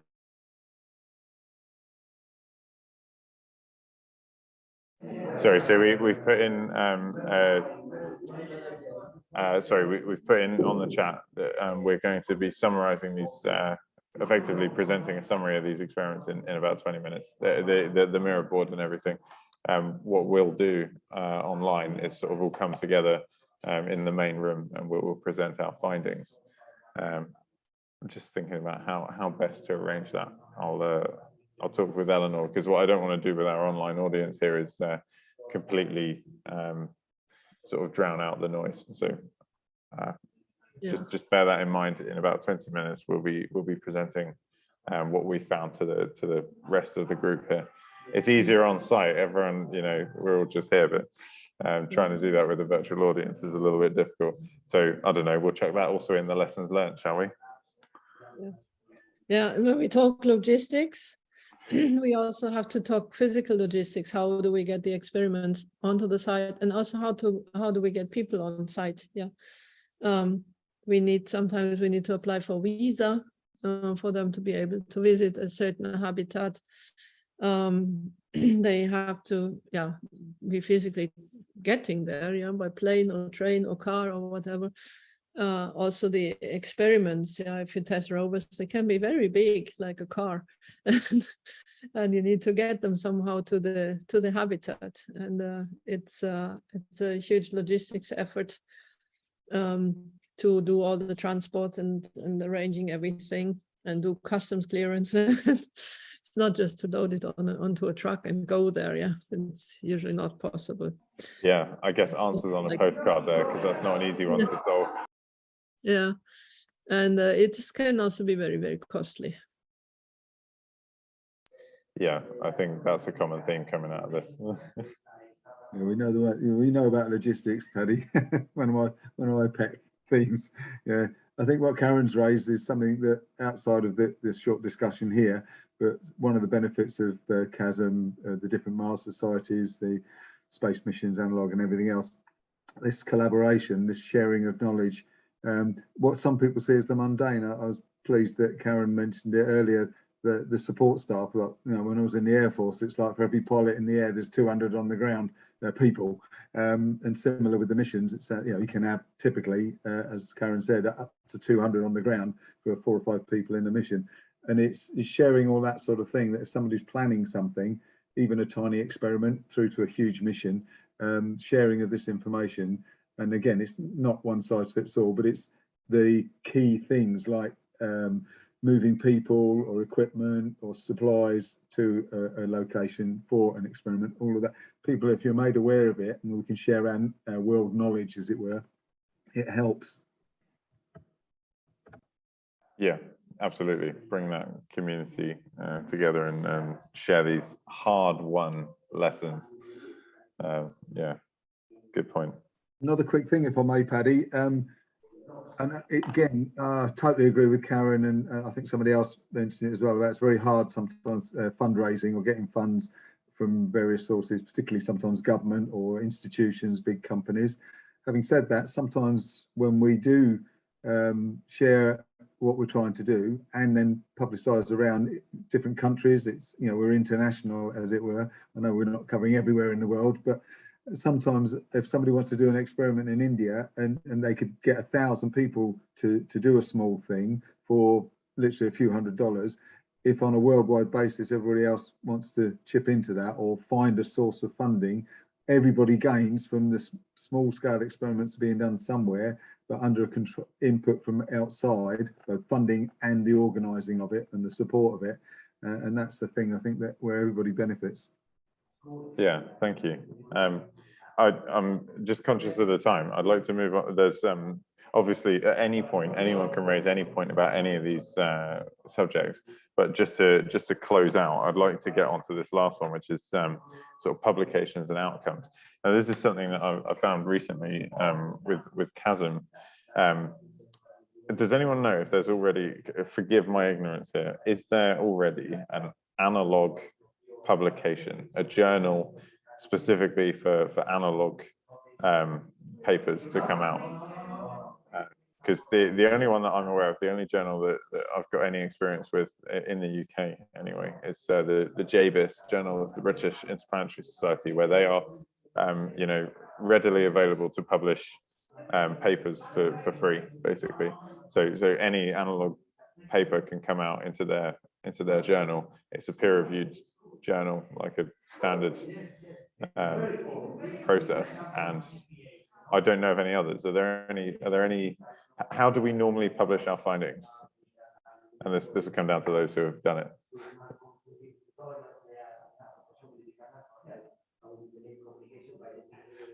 don't all speak at once.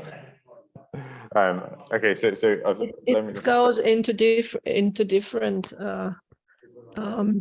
journals depending on the topics of the mission. For example, the Amadi 18 mission of the Austrian Space Forum, they published in astrobiology, and they got a special issue just for the Amadi 18 mission. Okay, thanks for answering that. So basically, it's discipline specific. It's you know, your biology, medicine, and so on and so forth. You've got, instead of it being you know, how you got your data, it's the discipline. It will be nice to create a publication. Yeah, that's an interesting point. That's well, we'll raise that to the group, shall we? Yeah. Good idea.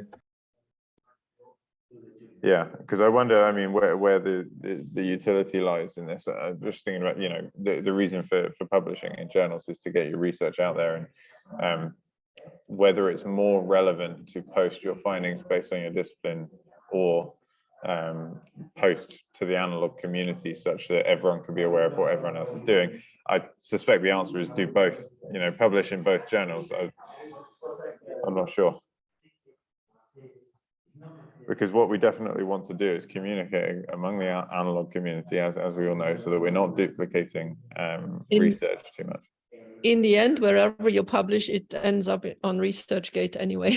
Yeah, sure. Yeah, maybe then instead we should just have a tag, you know, a widely recognized. Unless this already happens, and forgive me if it does, is there an analog tag that we can submit with our papers that makes sure that everyone knows that it's based on an analog mission? That's another solution.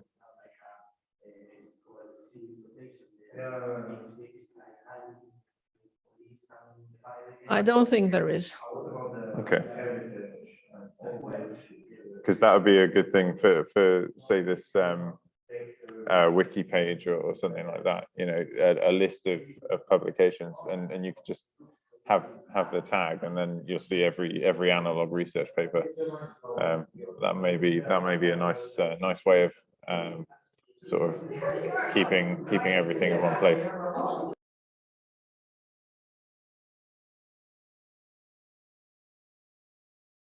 Okay, great. Thanks everyone for that.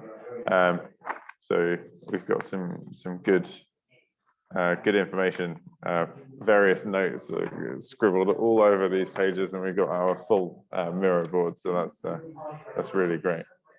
Thanks everyone.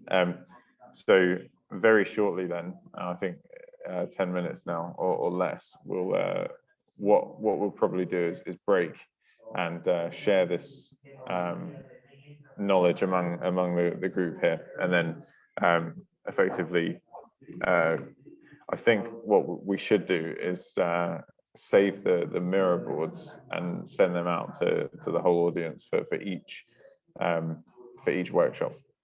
That may be a good move. So has anyone got any other comments on any of these topics? Because I'm just looking through, and I think we've covered everything, which is really good news.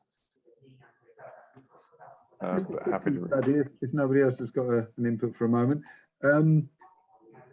Subject to doing experiments, and you're saying, oh, the Arctic and things, you can't always go to the Arctic or to the Sahara or whatever. Again, I don't know how difficult it will be, but it's worth at least talking to industry, talking to different governments around the world. But I was thinking, particularly somewhere like the UK or Austria, with the European countries that have got the abilities, there are test chambers big enough to put a truck inside. And many years ago, I won't go into the ins and outs, but I was doing environmental tests, and it was, you know, minus 50 degrees at one time and plus 90 at another. So you know, whether you want to stay at one temperature and see what happens, or cycle things. But whereas we could perhaps match up funding to an idea, somebody's got an experiment they want to do, and we can perhaps get the funding to use chambers to simulate the Arctic or the Sahara, which is again halfway to simulating Moon and Mars. Yeah, great, thanks. It's about trying to, without having to solve the logistics issue, you know, have the relevant environment as much as possible ahead of time. So great, thanks for that.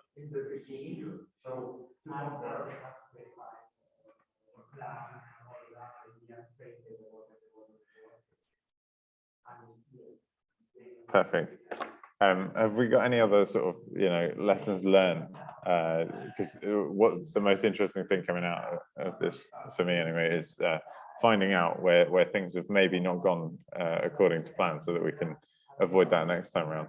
So I'm just seeing that Malika, it sounds like where you said it happened last year as well. This is the fogging up. So did you end up solving it? So,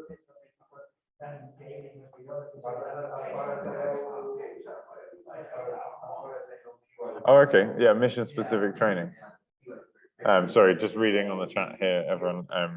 Malika's making a point that training should be mission specific, of course, because you're under different conditions based on where your simulated or real environment is. So that's a good point. I will take that down. Gosh, so much paper. There it is. Well, Paddy, it's hard to keep everything coordinated.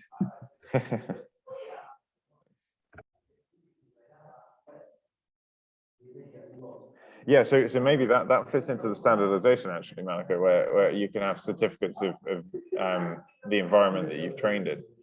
Again, as Karen was saying, if we can have a certificate of being trained in, high temperature or low temperature or high altitude environments, all these kind of things. If you have a certificate that says, "Yep, I'm an analog astronaut who's trained in this environment," then you know what facilities that you can transfer your knowledge over to.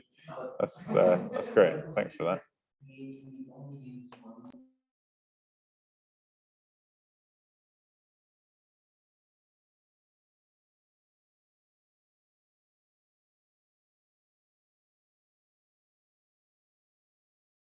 Great. Perfect. Thanks, everyone. Does anyone have anything else that they want to raise or share?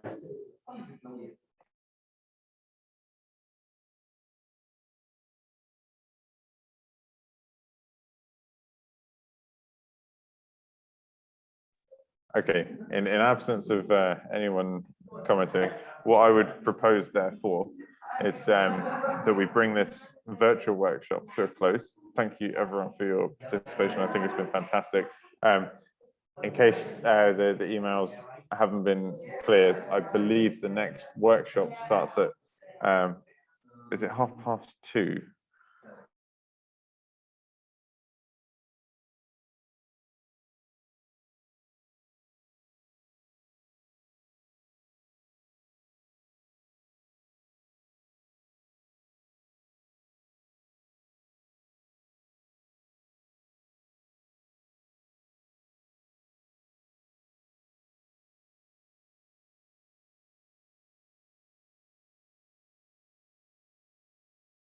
So I'm sorry about that, guys. We seem to have lost Patrick at the last second. He was just about to say the next workshop is at 2:30. So we'll get a summary of this. Oh, there will be the visit to the Lunares base station as well, which I think Ellen is going to show us around. 2:30, which time zone? 2:30 Polish time zone. So Polish time. Central Okay. European. Central Yeah. European summer time. Thank you. Thanks, guys. That was really good. I thought that was really useful and some interesting talks. Yeah. Some of our discussion already is on Twitter. Oh, great. Was that you? No. Wasn't me. Mars Society UK. There is a lot of on the That funding must have of been Reese. institutional versus industrial low fidelity missions to fund high fidelity missions. So Excellent. That's a heck of a promise. Oh, my connection's unstable. All right, I'll wrap up. Oh, can I just check for those online? Is there anything before 2:30 Polish time? Well, it would have been annoying if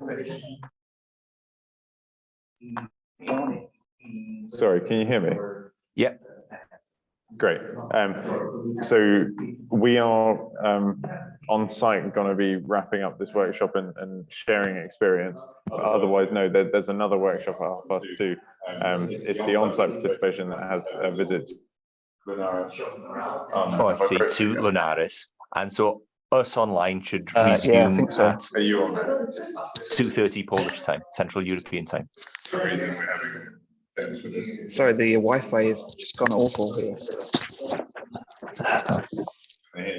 They can hear me, yeah. I don't know, you're on a... I can hear Matt, but not Paddy. Yeah, 2:30, the next workshop, yeah. You're saying there isn't a tour of... Oh, I don't know if there's a virtual tour. Yeah, I thought there was a virtual tour.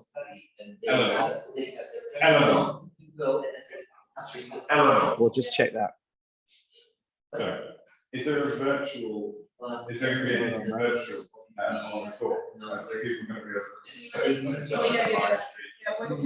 I didn't.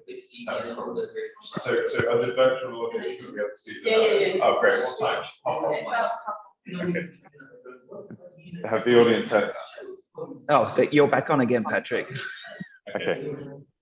Please forgive me. At 1:30. We didn't want to see Matt. There is a virtual tour of Lunares. At 1:30 Polish time. Yeah, Polish time, yeah. Okay. So us online will join you at 1:30 Polish time. Yeah, thank you very much. My apologies. So 1:30 virtual tour of Lunares, Central European Summer Time. Brilliant. Great. Thank you, everyone. I'll put a message in the chat so that everyone's aware. Well done to Matt for fully filling out the mirror board and supporting Patrick.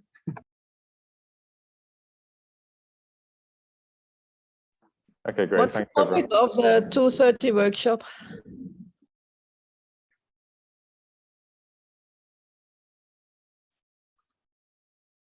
Can you unmute yourself? Sorry, I'm just checking. Human factors and life support Okay. system.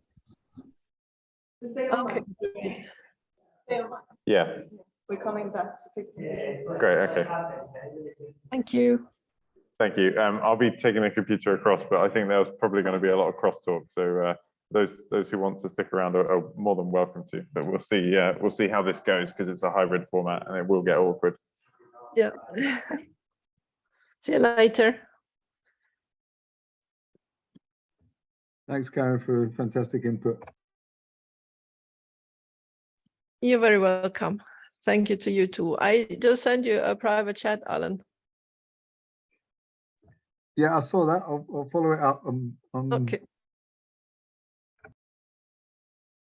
Because I will leave the meeting now. I have some things to do, and after that, I will not have access to this chat anymore. Okie dokie. Okay. No problem. We'll send around an email or something. At the moment, the presenters are going to be sharing on this screen anyway, so we'll be able to see the other workshops. Okay. But yeah, we're recording anyway, so we will share the recording regardless.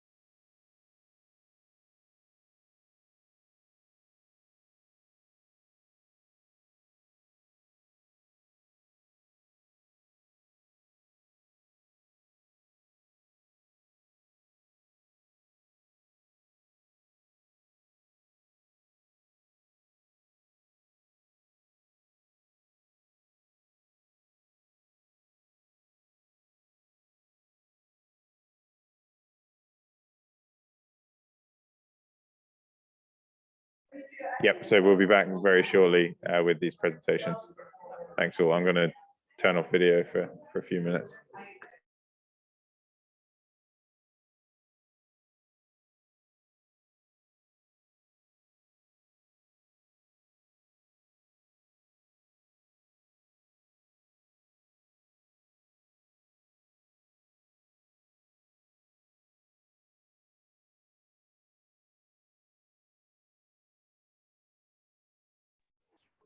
So hi everyone, this is Eleanor. You're all doing well? Patrick took care of you? Yeah, you did very well. You did very well, fantastic. So yes, bear with us a few minutes. We're gathering everybody to do presentations. I hope this was very useful to you so far. For me, excellent. Excellent, perfect. Alan, you're such a good crowd usually, so I don't know, maybe we're a bit biased. I know rest of Yeah, you. just a tad. Just a tad, just a tad. Fantastic. I guess Patrick will be presenting. So what we try to do is get everybody in front of the computer so they can listen to, you can hear basically what the other groups have done, and Patrick will be presenting because sadly we don't have any of the sound systems, so they can't hear you directly. But obviously we'll be hearing what Patrick says, so hopefully that should be sufficient. So sorry about the delay. It's a bit complicated for us to do the hybrid thing, but it's really great to have all of you here. Like honestly, thank you so much for coming, and hopefully this afternoon will go also as well. Could you tell us how many of you do you want to attend the visits this afternoon? Well, attend, like get online. So just a show of hands maybe on Zoom. So one, okay, so only one so far. Okay, well, Kushi, worst case, we get recording. I'm just trying to find the thing to say yes, because I'm. Oh, okay. Sorry, Alan. Oh, you'll see, we were really lucky. We got to visit it yesterday, and it was really fantastic. So yeah, give me a second. Okay. I'm going to get everybody. I think is ready. So I'll just unplug the microphone, and normally you'll be able to hear everyone. Okay. So sorry about the hybrid format. It's our first time for us, so you know. Okay,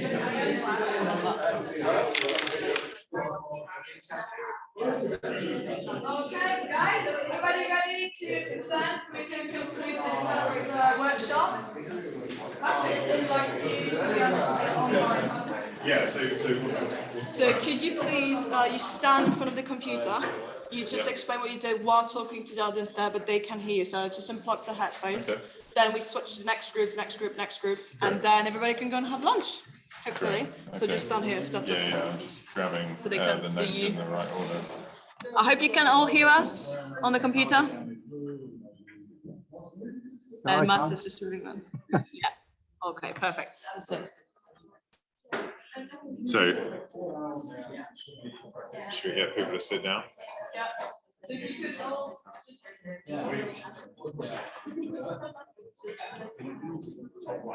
Oh, we've got two. That's awkward. Okay. Do you want to show the online audience the physical audience and vice versa? They can all wave to each other or something.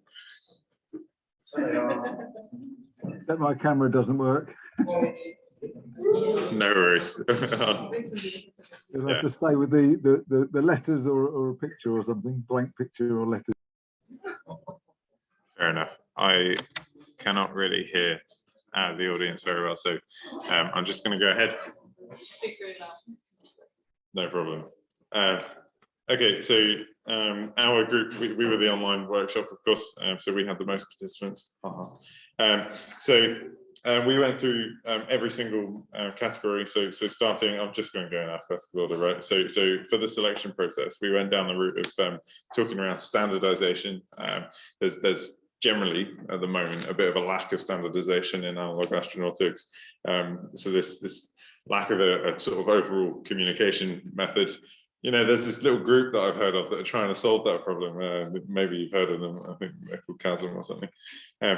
So obviously trying to build that community is going to give us advantage where if we can suddenly sort of start to standardize experiments based on, say, start with a fidelity level and then categorize across biological, psychological, even mechanical experiments, then we can have like an overall jobs board, something along these lines where we can start to share and call for experiments in a uniform and standardized way. So thinking about that centralized forum is a good idea. On the idea of sort of what your target audience is in your experiments, you know, students versus academic versus industry, other academics, we're all students, I guess. You know, it's all down to the mission specifics, right? This is something that came out in every single category here. It's all mission specific, which is great, really useful stuff. Trying to capture that is difficult, but you know, there's no one size fits all. So that's something that we sort of discuss around. Funding is always one of the most difficult problems here. You know, how do we marry the funding pots to the mission aspirations? Obviously, answers on a postcard. If anyone wants to submit any answers, that'd be great. Yeah, so categorization. We're talking about where we could host this this overall forum, and I'm sure there are ideas that come out of today. But you know, even on Wikipedia, or actually somebody on the call offered their own website, analogmission.space, to do it. We're speaking about the validity of the checks that one does on an astronaut. You know, so we've got fitness, medical, psychological. Again, it's all down to the facility and the mission, because based on the fidelity level, you won't need as much sort of, well, as rigorous testing as others.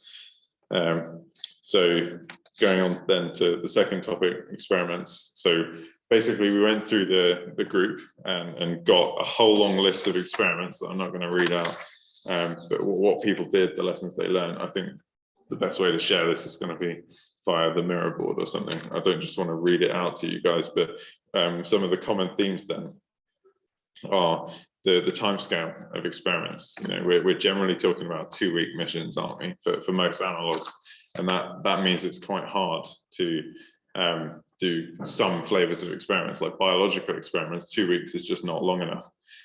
Some geological experiments as well. You know, you need more time on the target to understand change over longer periods of time. Biology doesn't operate on you know, a normal clock, does it? So trying to make that run within 2 weeks is a challenge.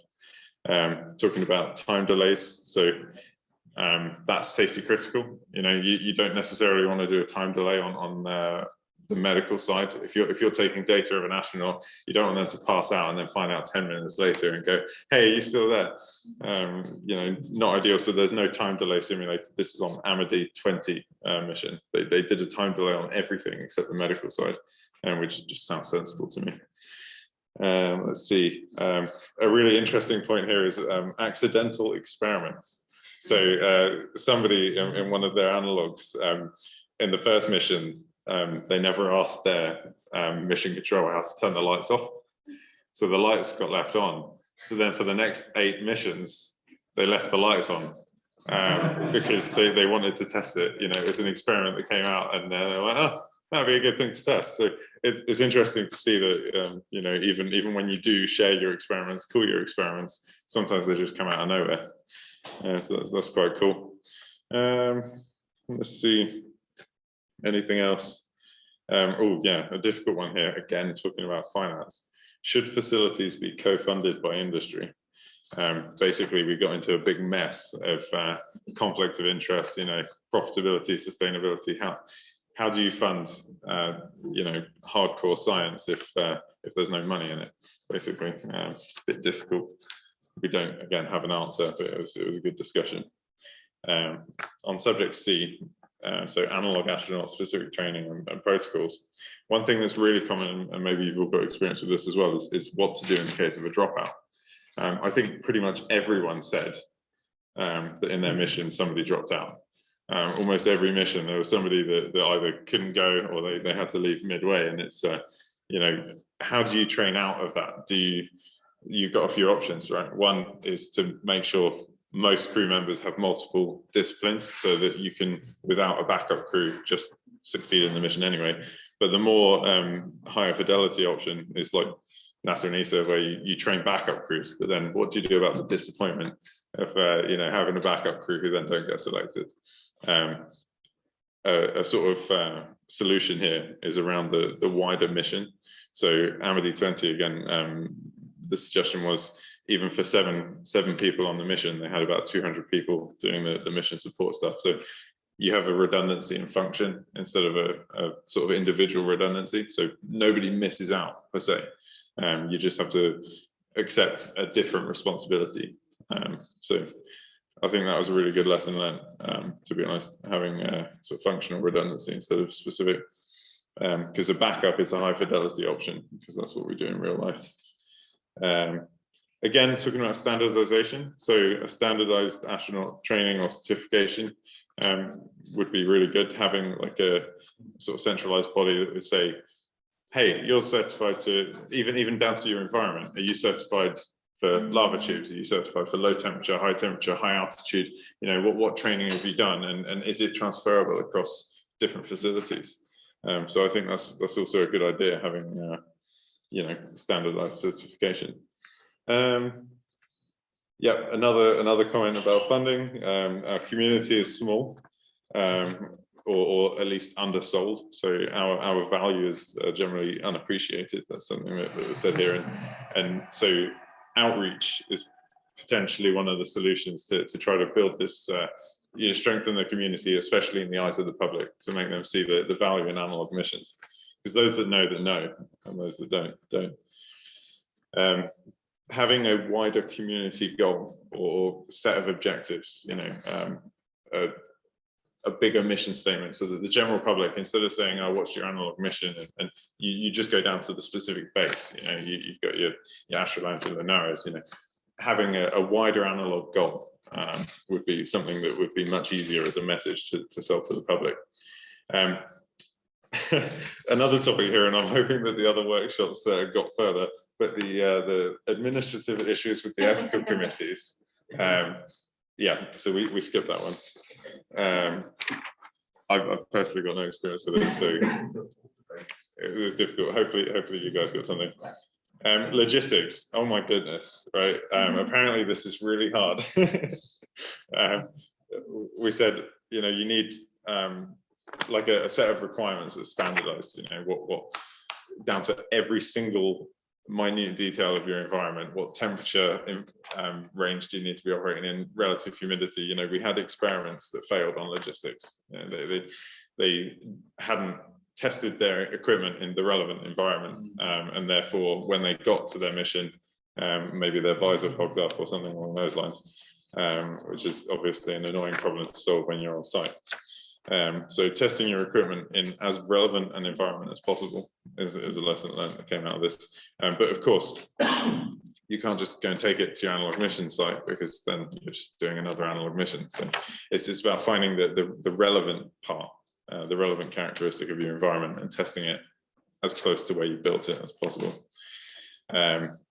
Some comments about applications for visas, transportation, you know, this is not an easy solution, and we haven't written down any solutions for that. It's just, if we have instead a common base of lessons learned, you know, oh, hey guys, I need to transport something from here to here. Has anyone done this before? Yes, someone will have done it before, right? And so it's just sharing that knowledge, so that we don't have to constantly relearn the same lessons over and over again. There's a common theme here. I'm sure you're all hearing it. And yeah, so maybe also for those countries that have them, there are some decent sized test chambers around that might be able to simulate your relevant environments. So getting communication with the relevant institutions would be a good start for the, again, wider community.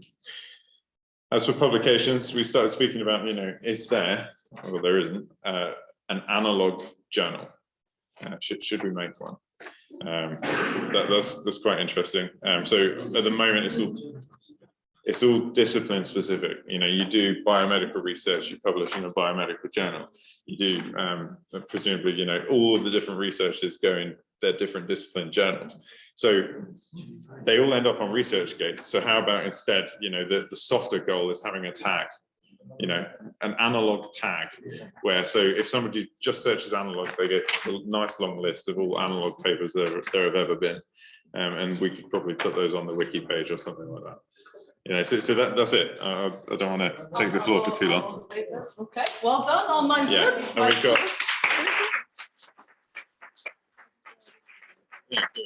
Sorry, no, it's fine. I just want to say thank you to everyone online. This is all you. So yeah, thanks a lot, and we'll see you for a virtual tour at 1:30. If you want to stick around, the presenters are still coming along to present what they found, and obviously they're going to have solved everything that we didn't. So that's great. That'd be great if only.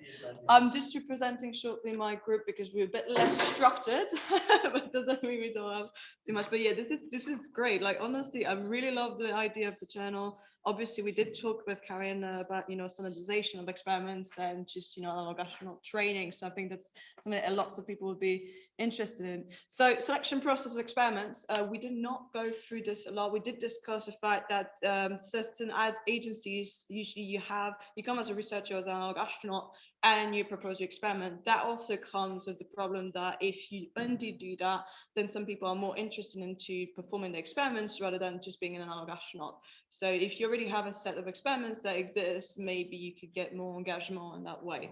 The other thing that was discussed is and you mentioned it with having the lights on for several missions, is the fact that if you have a mission that an experiment that goes on for several missions, it provides attachment of the crew to a certain mission in a sense of belonging. So that could be a way to, you select that experiment and then you get to, use it for a longer period of time.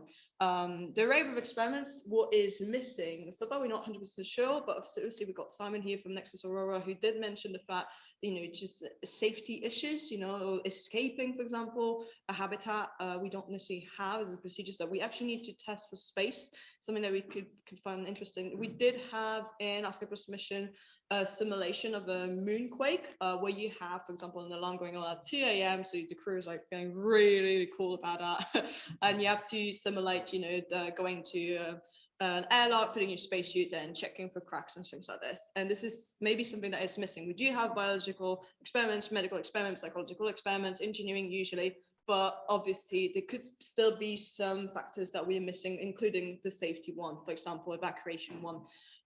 We did talk about the crews. So when you're a certain kind of scientist, for example, you see another type of scientist doing experiments, sometimes it can be a bit frustrating because they not used to the same protocols and they're not used to the same training. However, we did agree as a group that having, astronauts performing experiments that are not from their field is still important. It helps you from a human factor, is very interesting. And it's very interesting also just to get your interest in the mission. I mean, if you're not a medical doctor and you have to perform first aid stuff, it's actually quite interesting. It diversifies it. Usually analog astronauts are very diverse people, very interested in different fields. That's actually why we do this, is because we kind of a Swiss knife, we like doing all these kind of things. So just saying, well, you're a physicist, you just do the physics experiment is usually kind of productive. It's not something that you want to do. However, it does impact the experiments. Obviously, if you have a biologist doing a chemistry experiment or physics experiment, they might not have the same training. And this is where the protocols actually come into factor. So you need to really train people. Why? So that they don't, as we say, you have worm on day 1 is happy or worm on day 2 is healthy. What's the difference? And, try to get people to really follow these protocols. And obviously you accept analog astronauts who are sometimes in high school, depending where you are, right? So high school, you can't expect them to have the same training as a third-year PhD or somebody who's got 20 years of experience in the industry. And this is where the protocols really come into progress. But at the same time, if you don't train them the same way, you might get some creative results. You might get something interesting. We did mention that the experiments is usually not the focus of the mission. It's more the human factor that comes from the experiment themselves. But that doesn't mean that we can't do them well. So yeah, so that's one of the things. Regarding overcoming administrative issues, yes, we did not solve that. We did mention, however, that ethical committees is one of the big problems.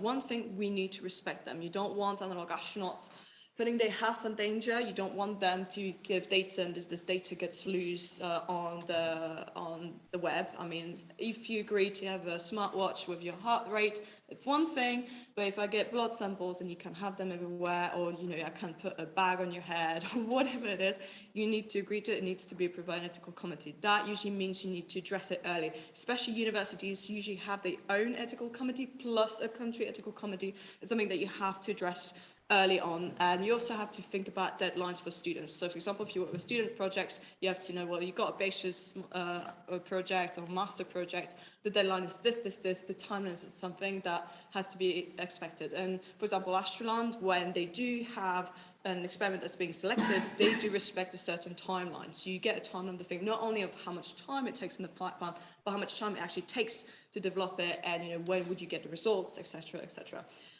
Regarding flight plan, we did discuss also the experiments need to be implemented into flight plan with also the human factor in mind. So if you have an experiment that takes a certain time in the lab, you have to already think, well, it's going to be in habitat, it's going to take more time. Why? Because you need to find the bloody thing and you're a bit tired. And sometimes if you think, well, we have an EVA before 6 hours, and then the guy is going to be like standing and you're holding a bottle like this, it's very likely they might be a bit shaking or a bit tired, especially if it's like day 10 of the mission.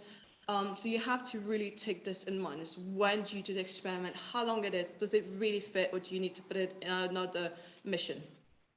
So that was that part. Logistics. So regarding logistics, obviously it's very complicated depending where your base is. Obviously, if you can just wheel in with everything, it's one thing. If you're close to a city, it's good. For example, Astroland, we discussed half an hour walk in line. You can't always get the helicopter to bring the equipment. So if you call MCC saying, oh, we're missing this thing, it doesn't work. And this is where you need inventories. This is where you need, maybe QR codes to make sure that you have everything. And even with this, by experience, can tell you that even an inventory is still not enough. Like, you will end up missing stuff. It's human to forget stuff, but still the inventory is one of the good ways to pally with this. You have to discuss with the PI what equipment you need, and you also have to check, for example, if you have a certain equipment in the lab which you will not have doing your experiments in the mission, that might actually impact the duration of the experiment, which then impacts the flight plan, which then impacts the mission realization. So this is something that is good to discuss with the PI. When you see there's a modification of equipment between the scientific experiment in the lab and then in the habitat, you have to say, well, actually, we don't have the same thing. How is this going to impact? And also, why was this selected? Was it because we couldn't find it? Like, you had to go to the co-op next door and get, some alternate solution? Did you have to do a DIY, or was it, just a question of cost and renting and we can't find another solution? So this is the kind of thing that I think is really good, is to discuss with the PI. If there's any change in equipment, discuss with them why and how it might affect the mission or the experiment itself, so you kind of have the flight plan. Regarding publications, so that was quite interesting. So we did mention that, usually the publication, the results from analog mission experiments are published in technical committees and conferences, with the results of that actually the ideas can be stolen, or some of the thoughts can be used by other companies, which might be a bit difficult to sue. So one way to pally that is actually to publish in scientific papers, journals, but actually it's a bit, it's quite complicated, quite tedious, but obviously much worthy, right? If you get published by Nature, whatever, it's really good. And then just try to show that it's your work. Obviously, in the long run, we're all trying to go to Mars. It's not that bad in the end. The ideas get moved around, but if you're trying to get, your IP or some patents, then it's a bit problematic. Usually what happens is when you sign a contract with certain analog habitats, you have to give co-author rights to that person when you do research. And that's one way to make sure, okay, who's this, how, and make sure that you don't have any conflicts later on. So yeah, this is basically, I think, for my group. I don't know if you wanted to add anything. Go ahead, come here. As a flight surgeon, I can tell you. Oh, do you want to come? I can do over there. Just so they can hear, yeah. Sorry. Okay. As a flight surgeon, I can tell you that everything on board can be simulated, but your health and your life is real. So the medical job is also real, and your psychiatric, psychological, or physical impact of the mission is real and may resist and retain for years. So that's the point in logistics. If logistics fails, like not having food or improper food or something, may not only affect the mission, but the people themselves. And they are not actors, they are under our care, and we have to take care of them as a mission controller, flight surgeons, or whoever it is. So I really underline this, and also underline the ethical committee agreement, because behind this is not only the legal issue, but behind this is a person. It's a human being. Okay, so it's not a paper. If somebody signs or wouldn't sign, this is something which may affect, and usually affects, those people who are supposed to very often serve as volunteers for the bigger issue, for the bigger topic, as the flight to Mars or establishing, I don't know, new base on the moon base, or being the backup crew, or whoever they are going to be. So everything can be simulated, but those things are real. Okay, so that's one thing that I want to share with you, and I'm very glad that all those issues were somehow already pointed out. Thank you.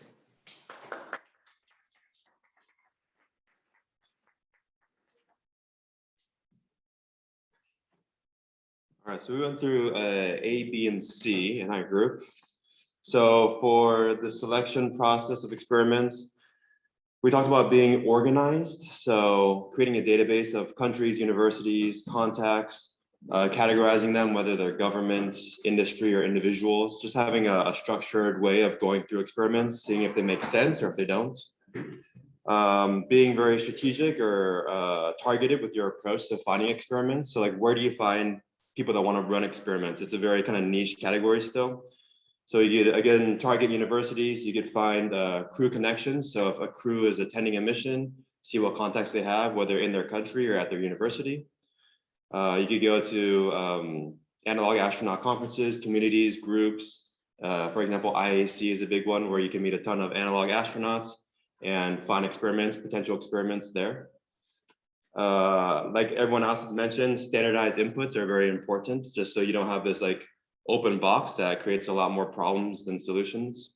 So kind of having like what we call like a habitat interface control document, where you have like time requirements that are needed for experiments that are allowed, number of crew members that are available, what kind of equipment baseline is available, just so you can kind of give your value proposition to researchers, like, hey, this is what we can provide, but also at the same time, you have kind of like a box that they can play in.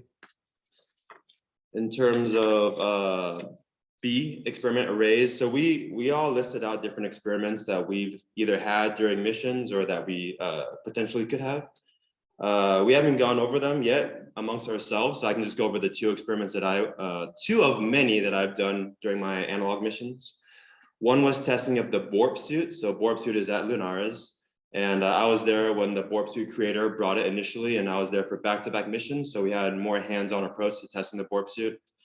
And in terms of subjects, we wanted everyone, all different crew sizes, to use the BORP suit, like small, large, that was part of it. Part of it was also testing mobility. So how well can you move in the BORP suit? Does it limit mobility? Does it allow certain baseline amounts of mobility? Also 3D printed repairs was a big one. So the suit's designed, if something breaks, it should be able to be repaired in the field using a 3D printer or using sewing or something that you can find in the hab. So yes, it was dependent on crew. It needed the crew inputs. And it was not habitat dependent. So it could be used, this BORP suit could be used in many different habitats, many different environments. And I would say this is categorized as a newer experiment because there's not too many analog astronaut specific suits that are being tested and developed. Sure, there are some, but I still consider it like a newer test. Another test I could mention is called the lettuce grow test, which is a hydroponics test that we did in high seas in Hawaii. And this is like a specialized hydroponics tower that we use to test different varieties of sprouts and also lettuce. And in terms of need for variation, so yeah, we're testing a lot of different variables, of course, different seeds. You have a 2-week mission, so yeah, that kind of limits which kind of sprouts, which kind of seeds you can actually germinate and grow. We were testing different things like climate, temperature. If you're close to the external part of the dome, it's much colder. So that would limit sometimes the growth of the plants. If you're closer to the internal part, it's warmer. How much sunlight you had. So if you're close to a window, again, plants seem to grow much better. These are all things that we're looking at. This is not crew dependent. So crew was there, but they didn't need to be super hands-on with the experiments. And yeah, again, it's not habitat dependent either. You could use this lettuce grow system in many different habitats, but of course, some habitats would work better than others.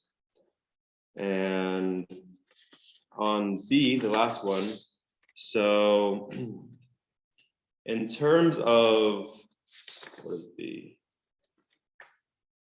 Protocols, analogs, so yeah, specific training ahead of the actual analog.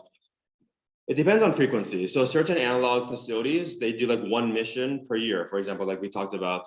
And in that case, you can be much more selective. If the business model allows for it, then you can do much more advanced training leading up to each individual analog mission. You can have alternates that are also trained up, and you can do very specific physical testing, mental testing. Whereas if you have a business model that relies on monthly analog missions, of course, you're going to be much more limited in terms of finding alternates, having multiple people trained up, or being much more hands-on with the physical and mental training, just because of the volume of missions that you're doing. So yeah, in that case, you can't be very selective, and there's going to be really little physical training or mental preparation beforehand. So it really depends on the business model, depends on the analog facility in terms of what you can do. In terms of what kind of protocols you could do, one thing that we talked about was doing some sort of baseline physical training before missions. One idea that we had was having like a fitness tracker. Maybe you could like send it to your different potential analog participants and just kind of track their activity and make sure that they had like X amount of training, whether it's like, 3 times a week of 30 minutes of cardiovascular training above a certain heart rate threshold or whatever it is, to make sure that leading up to the mission, whether that's 1 month of training or three months of training, they have some kind of physical baseline going into the mission. Again, it depends on the analog facility. Like at Lunares, it was not very physically intensive. EVAs sometimes were, they're never like super easy, but something like high seas where you had, 8,000 feet of elevation, you have a more restrictive helmet. Some crew members found it harder to breathe, of course, because of the altitude, and also going up and down very steep mountains when you're climbing through like lava tunnels. Some people really struggled because they didn't have that baseline fitness test or training beforehand. There was just no discussion of it, and it needs to be discussed. In terms of PI to astronaut communication. So yeah, of course, they need to have, like they mentioned earlier, they need to have good communication. They need to be aware of what's going on in the habitat. They need to have the ability to adapt to certain situations that occur. In terms of transferring from the lab to the habitat, same thing. In the habitat, in general, you're going to have a much more restrictive environment, whether that's water limitations, light, power limitations, temperature, ranges that are bound in the habitat that maybe in the lab you can control more specifically. Cleanliness will be important as well. You can't expect a clean room facility in a habitat. It's going to be much more variables at play.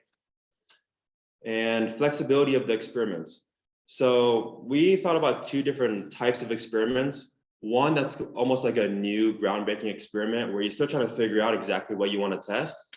In this case, you want it to be more open and flexible to the crew, and you're open to suggestions. You want to hear their inputs. As they're going through the experiment, you want to hear their feedback, and maybe you can adjust and fine tune your approach to your experiment moving forward. The other type of experiment that we talked about is something that's already very structured. It's been done many times before, and they want very specific variables followed, and they don't want a lot of variability. They want exactly what they want, and that's it, because if you go outside that box, then it invalidates their experiment. And that is all we talked about. So.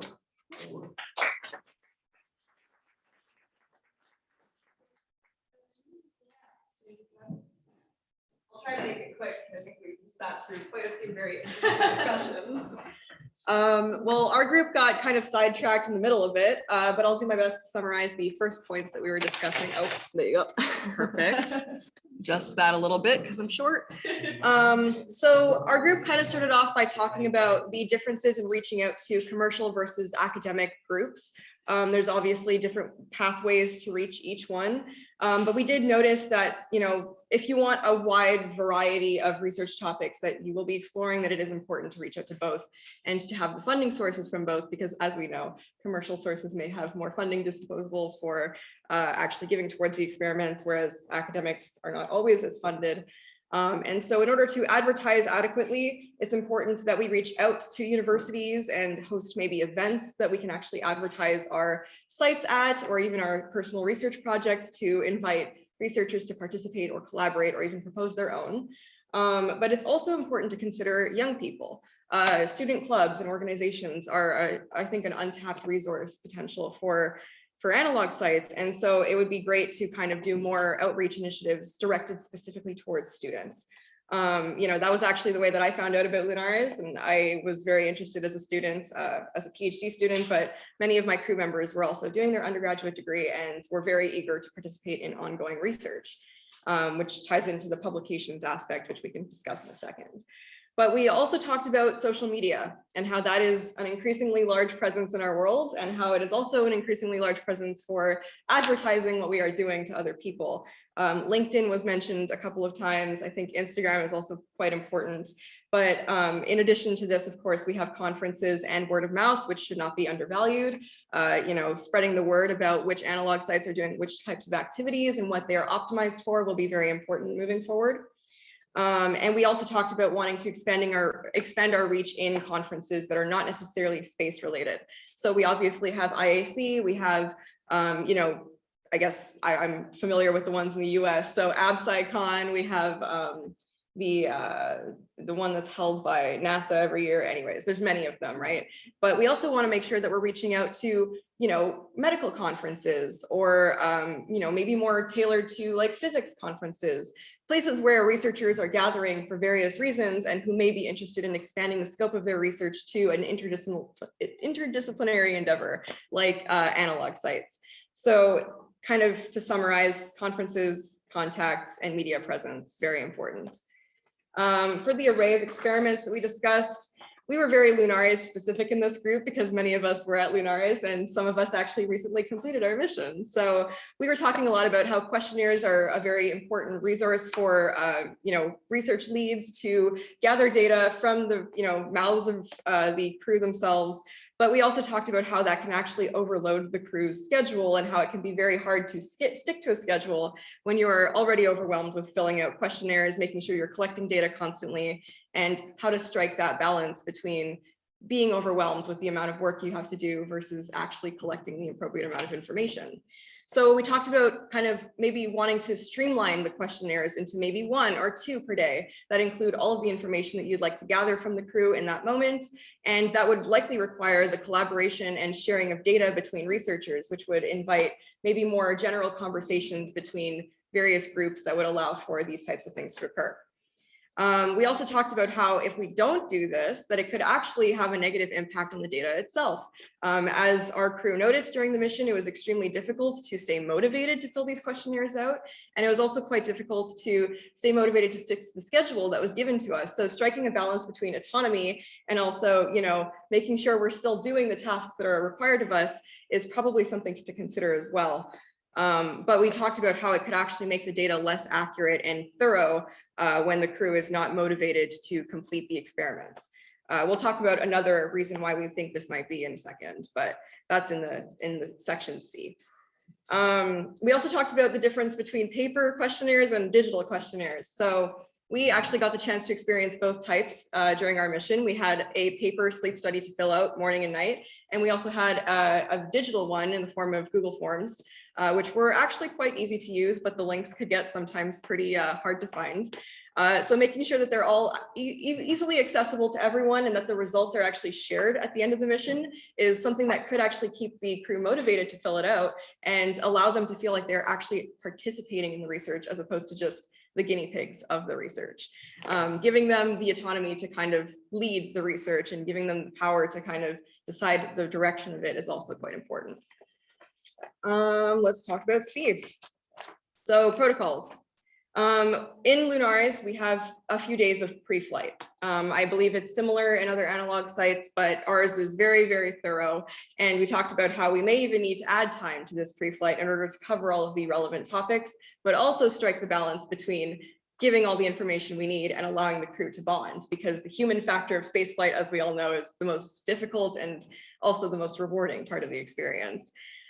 So we were talking about how it would actually be very beneficial for researchers to either attend or get in touch with the crew beforehand, I guess before pre-flight, to actually discuss the experiments with them and give them the information they need to adequately lead the experiments during the mission, but also make them feel like they are a part of it. Really including the crew in the experiment, making them feel like they can, you know, participate and not just be, once again, the guinea pigs of the experiment. That being said, pre-flight is already a very packed experience, as we noticed. There were many things happening. We were interviewed by various media organizations during pre-flight, which was a little unexpected, and it derailed some of our plans. And so making sure that there's a certain amount of efficiency during pre-flight and also giving maybe an extra day towards it is something to consider, just to make sure that we are all accomplishing the objectives we set out to do during pre-flight. So that's what we discussed for that. And then just to briefly go over section D, I think some very important points were made already regarding ethical committees. But just in general, what we were talking about is how deeply important this topic is for researchers, especially when we are dealing with humans. Because, you know, oftentimes there's these research experiments that are being done in isolation in a lab where they need to get, you know, years worth of ethical approval just to deal with vertebrates, right? Not even humans, they're just dealing with, like, you know, rats or, you know, like any type of animal really. And so the fact that we are dealing with humans adds another layer of protection to the idea. And we do need to ensure, like the flight surgeon mentioned, that we are ensuring the safety and well-being of the crew members as much as possible, and that is our consistent priority. And we should, as a community, gather together and speak out when we hear that is not occurring. So that's, I think, all I'm going to say on that, but it is definitely worth mentioning that we need to discuss this more often, and that ethical considerations are paramount to the success of any mission. We didn't really get to the logistics and the publications sections too much because I think we got a little derailed with the conversation. But in general, I think logistics can be planned out as much as possible, but at the same time, crew members do need that autonomy to be able to decide, well, you know, if you're feeling exhausted one day, or if an experiment didn't work out exactly how you planned and you need to repeat that experiment, some wiggle room in the schedule for you to be able to do that is very important, because you can't really plan for everything on a mission, as we very much learned. And so, you know, as much as logistics can be kind of, you know, planned in a way that foresees certain issues arising, being flexible with those things and ensuring that the crew is able to communicate that effectively to mission control when these problems occur is something to keep in mind moving forward. And to quickly talk about publications and outcomes, this was actually a very key discussion topic during our particular mission. I think many of us were very motivated to participate in various research projects. We had 3 of our own research projects going on, in addition to the 5 like other research projects that we were continuing from previous missions. But from a personal standpoint, I believe that ensuring continuity between various missions is the key to being able to come up with these publication outcomes. You know, obviously we mentioned before that 2 weeks is not exactly enough to test many different factors.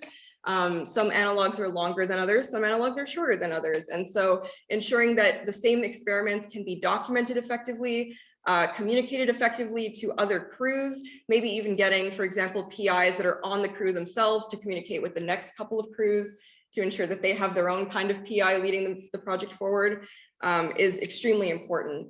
And, you know, I think it was also mentioned that making sure that they know to communicate any issues that they may need to resolve to the previous PI to ensure continuity of the experiment is something that we all need to be more vigilant of, I suppose. So that's my speech. I guess that also kind of wraps up most of our discussion. So.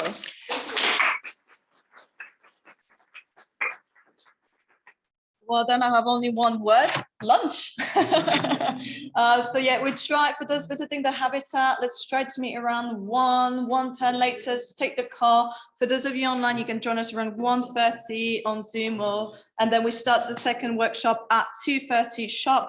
Hopefully.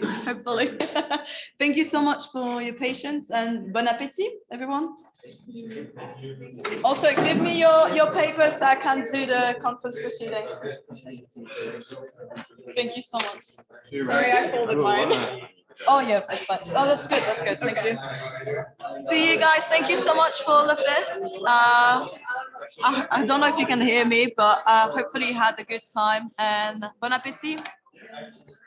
So we see you 1:30 Polish time for the Lunares tour.